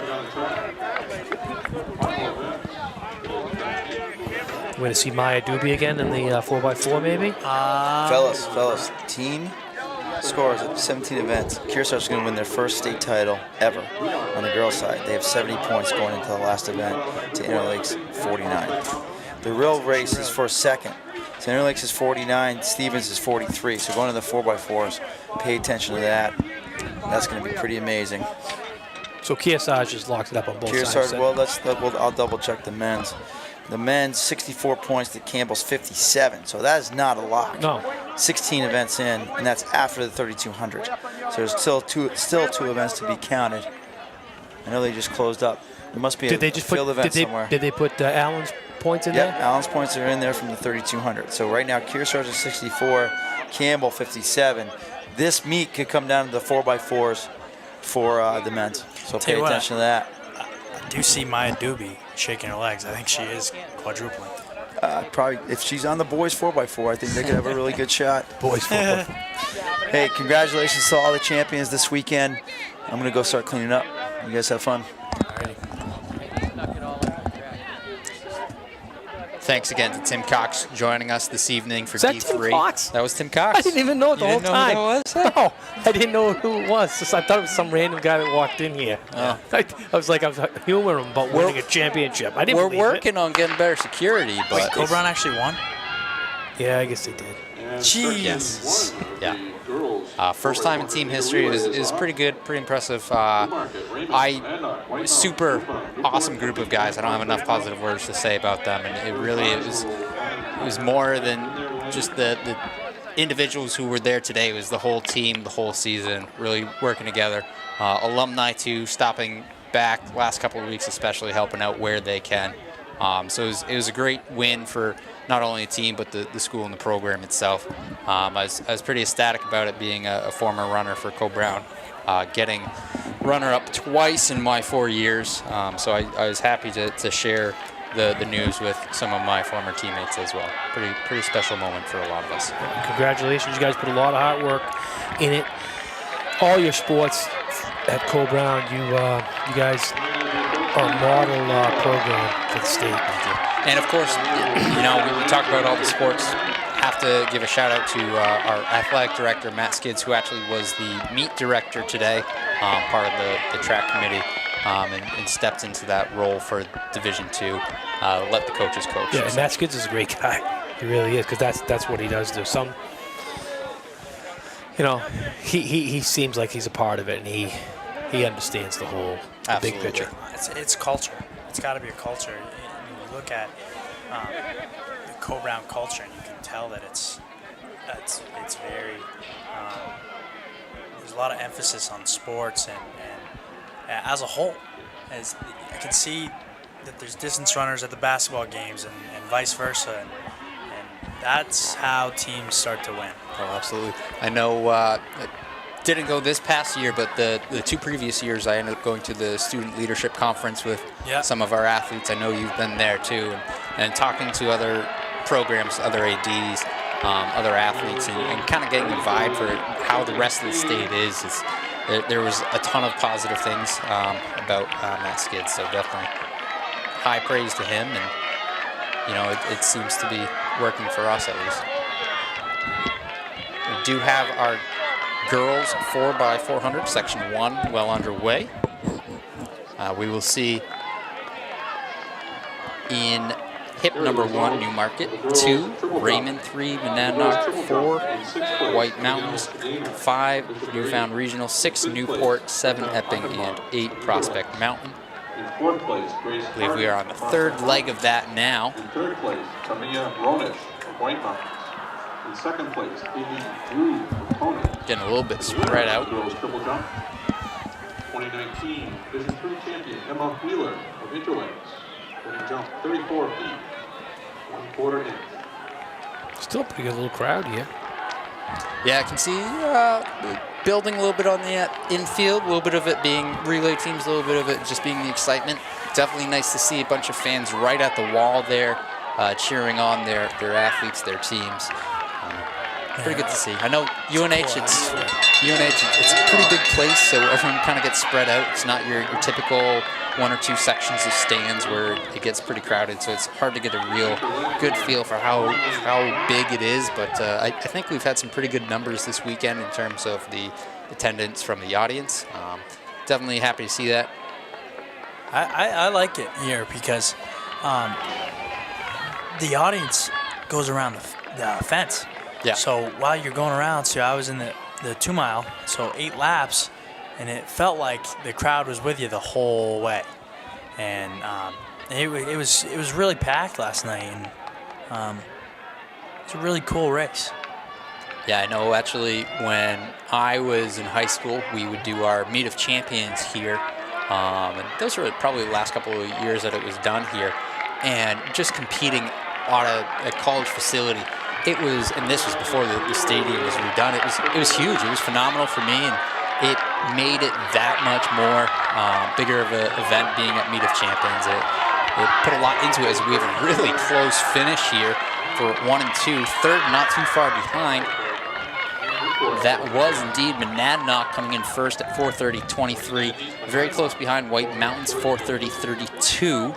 Newport in third, 4:39.7. All three of those teams at that 4:30 mark. Epping fourth, 4:36.82. Newfound fifth, 4:36.93. Prospect Mountain, 4:40.99. Raymond, 4:42.73, coming in seventh. And then in eighth, that was Newmarket. So it looks like we're getting this in just as the rain starts. Oh, yeah. Jim McKenzie pulling up the radar and telling me that I might have to follow Tim Cox and start breaking some stuff down. It is raining in Deerfield. I just got the note. Yep. Here pretty soon. Of course, we are in Durham, New Hampshire, home of the Wildcats. Love it. Forrest McKenzie committing to UNH, running next year. Running, right? Not redshirting, or? Yep, I'm running. Okay. And then maybe we'll get him again next year for a little bit of commentary. Might try and do a little cross-country feature with him, see if we can't grab him once or twice. Something tells me he loves the camera more than the camera loves him, but he'll probably make an appearance on it. Do a nice little alumni kind of thing. I think we could have some fun with that. So we do have our second section of the girls 4x400s, the last event for the girls on the track today. In this second section, the faster of the two, lane 1, Dairyfield, 2, Campbell, 3, Fall Mountain, 4, Hopkinton, 5, Kearsarge, 6, Guilford, 7, Conant, and 8, Stevens. Does actually look like we might have lane 3 empty. Yeah. Which would be Fall Mountain. Yep. Gun is up. We have a couple runners opting for blocks. And we have a fair start. This is section 2 of the girls 4x400. Again, section 2 of the girls 4x400 meter. We're at the 2019 Division III State Championship. Meet Hub brought to you by Tim's Truck Capital and New Hampshire Track and Field Coaches Association. Both of them really helping out to give you guys all three of these meets, the live coverage. If you're in the stadium or we're in the stadium, you got that nice scoreboard because of our sponsors today. Again, this is NewHampshireTrackandField.com, powered by Runners Alley. Without those sponsors, we would not be able to bring you this pretty much non-stop coverage. Wouldn't you say, Jimmy? I feel like you've had a good weekend here. No, it's been great. I mean, think about this. Think about what's going on. Yeah. To get everybody here, everything's gone smoothly. I tell you, it's something special to be able to make it to all three meets, whereas in the past you haven't. You have to choose on Saturday. I mean, it's tough for some of the schools, like they're a little bit further right now, but especially for Division III schools. But for the most part, it's a lot better. It's state championship. You'll make that. We're not in Michigan. We're not in Wisconsin. This isn't a big state. Yeah. So you can get anywhere. You'll make that 3-hour drive. That's right. Yeah. So that's the beauty about our state. And I'm sure they don't. I mean, being way up there, and then you come down here to this. Oh yeah. You'd make the trip. Nice 8-lane track, nice stadium, brand new scoreboard. It's well worth it to be running with it. I wish there was video of me running. I got a good 3-second clip which I look phenomenal in. Yeah. But it was me running like a distance event, and I was kicking because we didn't realize I was a sprinter at that point. So it looked phenomenal, like I was just passing everyone, where in fact I was in the slow heat. But I believe this is Kearsarge looking to hand off in first, followed by Guilford. Kearsarge is just stepping on the throats. 208, 209, 210. So is Maya Dubich, is she going to be down there or what? Yeah, she is. And also Jeffrey's doing that. Jeffrey. 4x4 too. So we could see some 4-peats. Yeah. 4 winners. No, we haven't had a 4 winner yet on the weekend. No, I don't think so. If we take a look at that lead, though, Maya Doobie might be called upon to come up with something as we see Guilford close that gap, and before the turn. I don't know if Guilford's got somebody that can beat Maya Doobie, though. Although Winslow is a 4 winner because he won 3 events and his team won, so that's 4 wins. I don't know if you got to be. Well, then I guess we're going to get some 5 wins. Could be a 5 winner. Kearsarge. Yep, Maya Doobie could be a 5 winner. You definitely cannot count that. You got to be in the race. So Guilford does take No, that. his team won. Yeah, I mean his team. Kearsarge fighting back. They'll be pretty even for the handoff. Oh, this is going to be a good one. My dude's going to have to work for it. Will get it first in the outside position, able to get in very cleanly. And he's got 3 or 4 meters right now. See if that lead does expand. Keeping constant, as we can see now. Find out how fast she really is. On a 4th event. So here we go. Guilford looking to make the move on the straightaway. Trying to do a little bit of a slingshot. She's like, girlfriend, I've been waiting for this all day. They're going stride for stride, legs in sync right now. She's so smooth. Her head doesn't bounce at all. Guilford not willing to tuck in on that corner. Let me see if she's got another gear. This is the gear she's going to need to practice for those MOCs and New England's. This is going to be a good finish. She said, this is what I've been saving up for all day. And there's your first 4-peat winner. My doobie. That's a good day. That's a decent day. Yep. There's 40 points. I'm excited to hear that interview. I have to go down there for that. So again, that would be Kearsarge capping off their soon-to-be victory for D3s with a time of 4:12.99 in the girls 4x4. Guilford in second, 4:14.08. Conant in third, 4:23.32. Hopkinton fourth, 4:26.10. Stevens in fifth, 4:29.55. Wow. Look at Ernie break down there. He's like Mr. Cool, John Wick lookalike. You know, hey, I'm too cool. I know we got it in the bag. He's worried about the boys' team. That's what he's worried about right now. Yeah, boys' team for Kearsarge. Right there. That race is a little bit closer right now.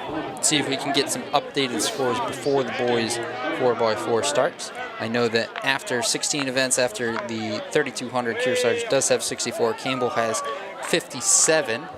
Trying to figure out what the latest field event for them was. Not sure if they still have one going on or not.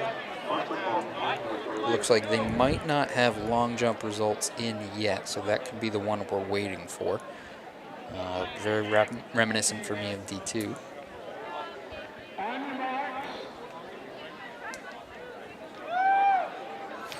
He's got the girls wrapped up. I think that's what's got his mind right now is the boys. He counting his chickens for the hash.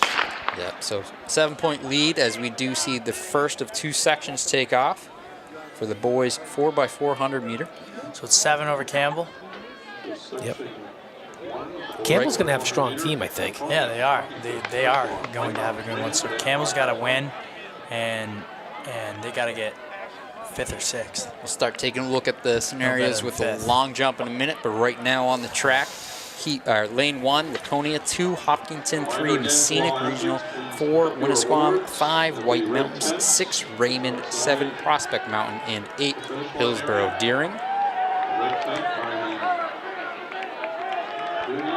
You said it was going to be a Kearsarge-Campbell battle, kind of? Yeah.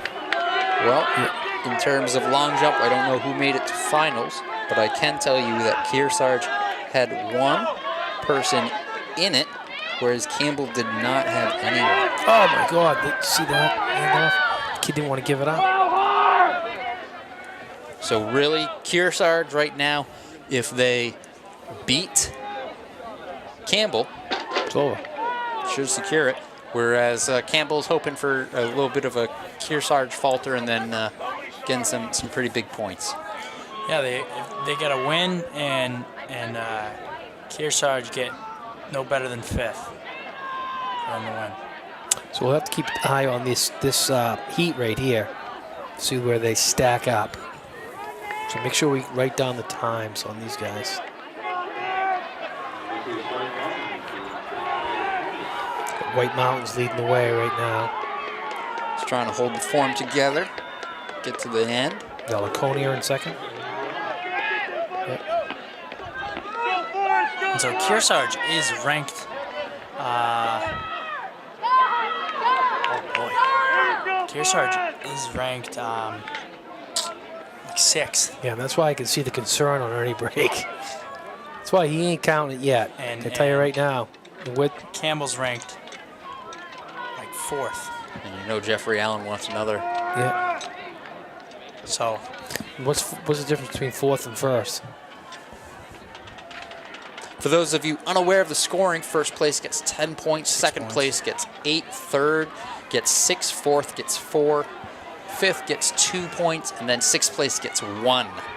Those top 6 positions do score. Doesn't matter if you're in the first section, second section, as well, as long as when we combine all of the times together, you are in those top 6 spots, you do get a score.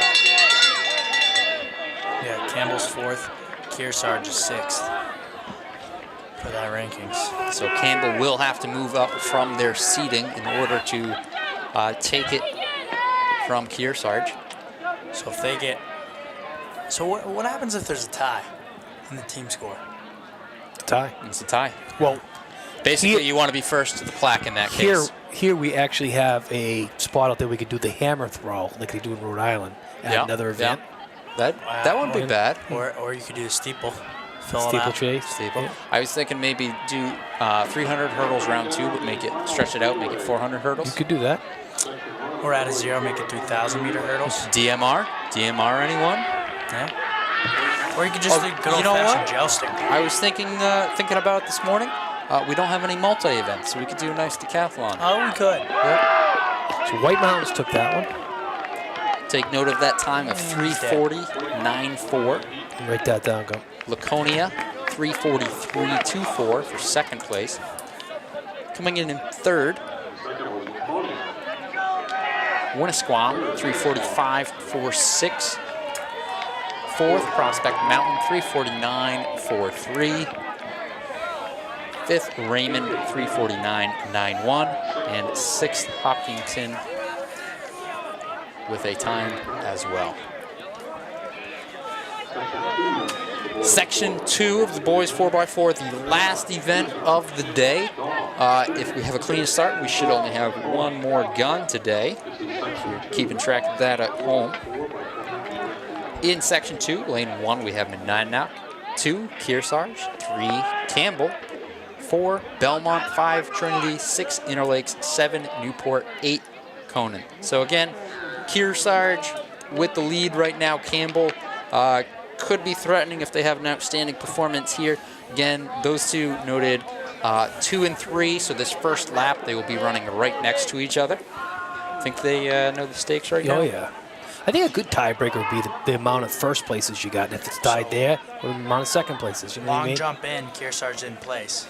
Kearsarge didn't place. So it's a 7:57. So 7 points going into the final event today, which means that Campbell, in order to win, has to get first or second with Kearsarge not placing. So really pressure right now is on Kearsarge. Campbell. With Kearsarge, their pressure is they just got to score. Right. Yep. Campbell's got to get. They have to get first, second. So if Campbell gets second with 8 and Kearsarge gets 1, then we have a tie. Yeah, so second and 6. Second and 6. Is it bad that I'm voting for that? Yeah. I'm rooting for it. Are you rooting for a tie? Why not? Oh my God! America, it's gonna make It's gonna make it exciting But at the you have finish to- of the I thought race. this That's was what I America. want. You have to buy another plaque. Yeah, that's true. Hey, we're not budgeting. I tied. I think my sophomore junior year Yeah. for like a 5th place or something in high jump. Yeah. I never got my ribbon. Guess you what? just got to be the fastest one there. Scott Clark down there, him and I tied in a 5-mile road race. We had to flip for a turkey, and he got it, and I got nothing. He didn't even give you a leg or anything. Nothing. Campbell's. I never came close to him again. I think it was Kearsarge. Maybe if he knew that, he would have been a little bit more generous. I know. I saw him run a couple of years ago. He was at 5K. I was at. He can. Oh, he's a can 14 move. guy, He can move. 30-minute guy. Kearsarge just blew by Campbell. They're looking to wrap it up for themselves as we do hit the break line for them. Yeah, Kearsarge wants to win it the old-fashioned way. Earning it. Leaving nothing to chance. Does look like currently our leader would be Trinity.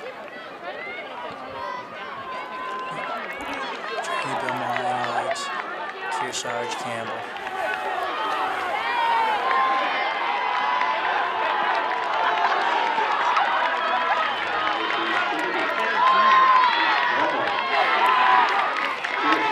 Kearsarge is third place, right? Bit of a rough handoff there for Inner Lakes. Kearsarge just did their best leg. Keep that in mind. Right now for this race, it is Trinity out in front by about 15 meters. Did you say that was Belmont in second? Yeah, I think so. Okay, it's Kearsarge is in third. If they stay there, they win. And they know it. See them on the track. They know They're it. out in the field. Campbell's back. You gotta get up there. The other people are closing the gap, so if Campbell can, if Jeff Allen can pull some Jeff Allen magic. There has to be a lot of magic here. He needs some Tori Allen magic, maybe. He's about 80 meters behind first place, 60 behind second. Those top two spots are the top two he needs. However, one of the teams in between would be Kearsarge. Yeah. Does look like Kearsarge, as long as they hold on in this area. Valiant effort. Kearsarge will be the team champs. So that would be a Kearsarge, girls and guys for the top spot, similar to D1 with Exeter taking both.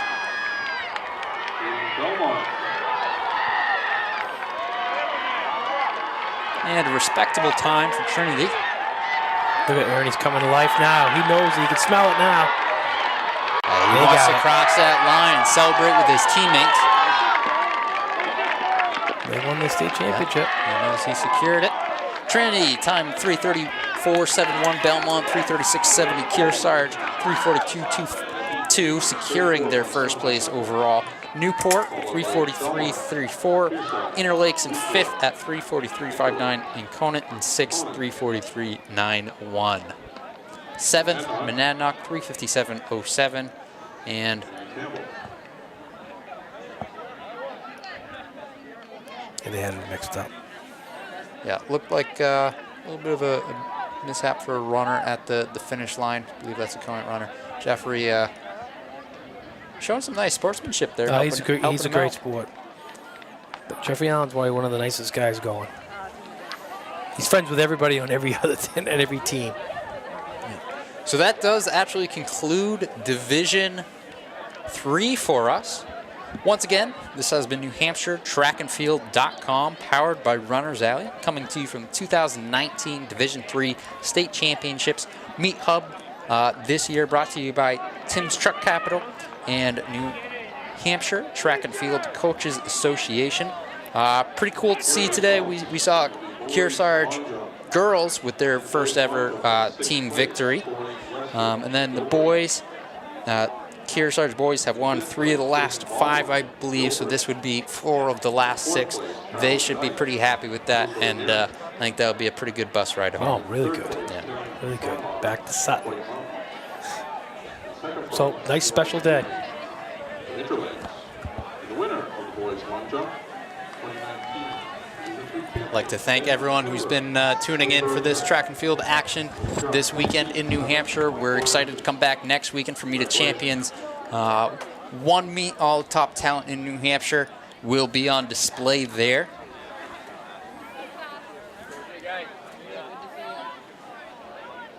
Special thanks again to all the officials here, the fans, spectators, everyone watching at home, athletes. Everyone did a phenomenal job.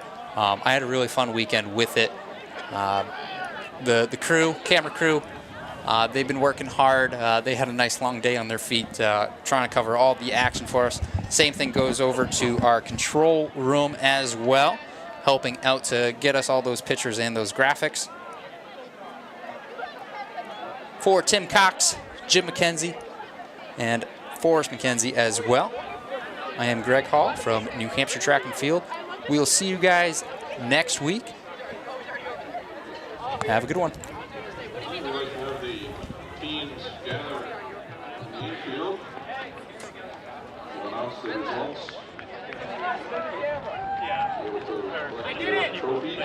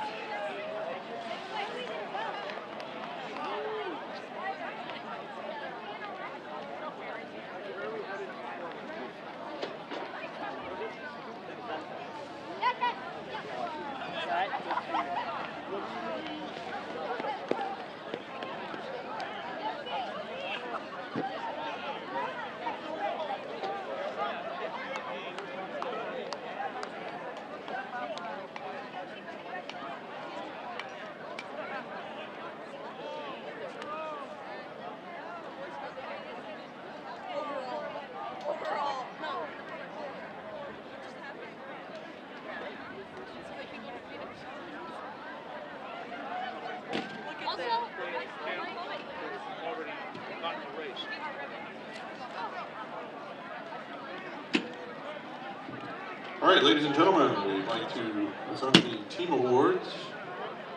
First, the girls will be reading the top 6 team scores. In 6th place in the girls' competition, White Mountains, 38.5 points. 5th place, Newfound, 40. 3rd place, Stevens with 45. Tied with Conant, also with 45. And in 2nd place, the runner-up in the Division III State Championship, Interlakes, with 49 points. Coach and team captain, please come and accept your runner-up plaque. Interlakes, finishing 2nd in the girls' Division III Track and Field Championship.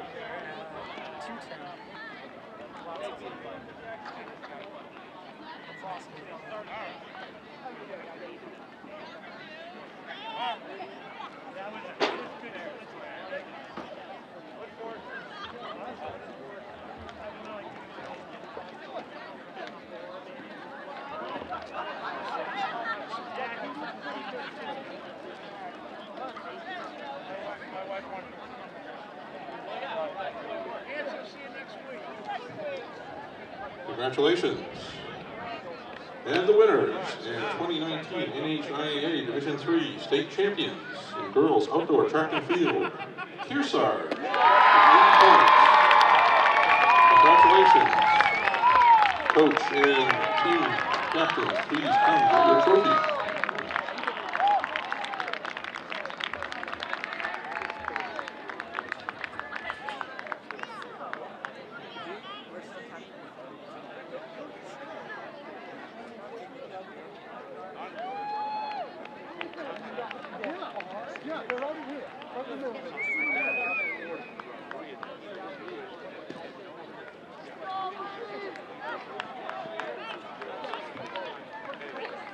Congratulations, Kearsarge.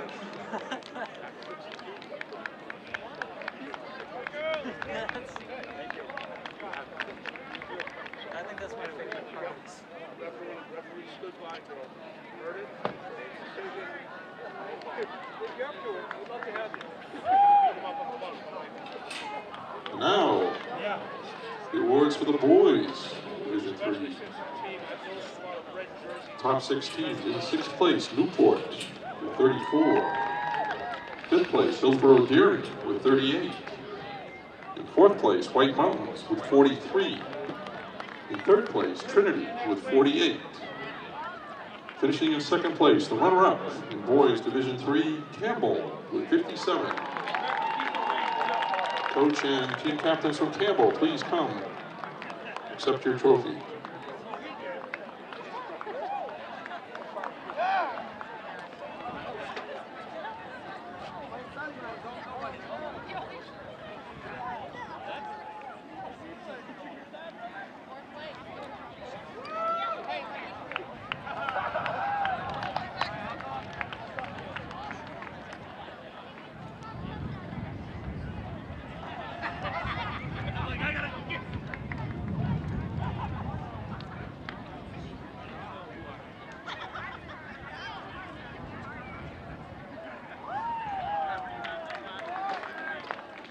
Congratulations, Campbell.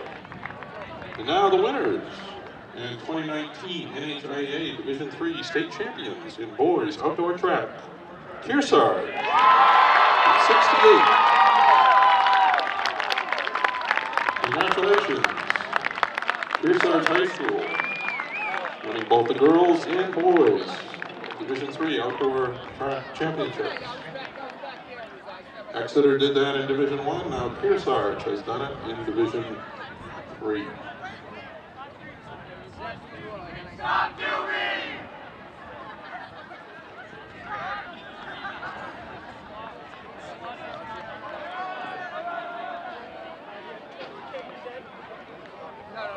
I literally got here, I felt my boss. Yeah, my flip flops, please.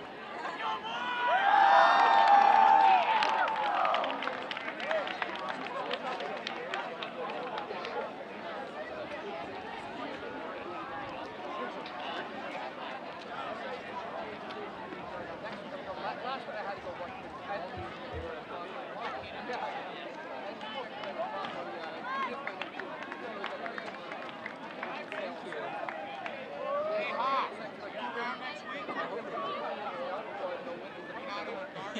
guaranteed like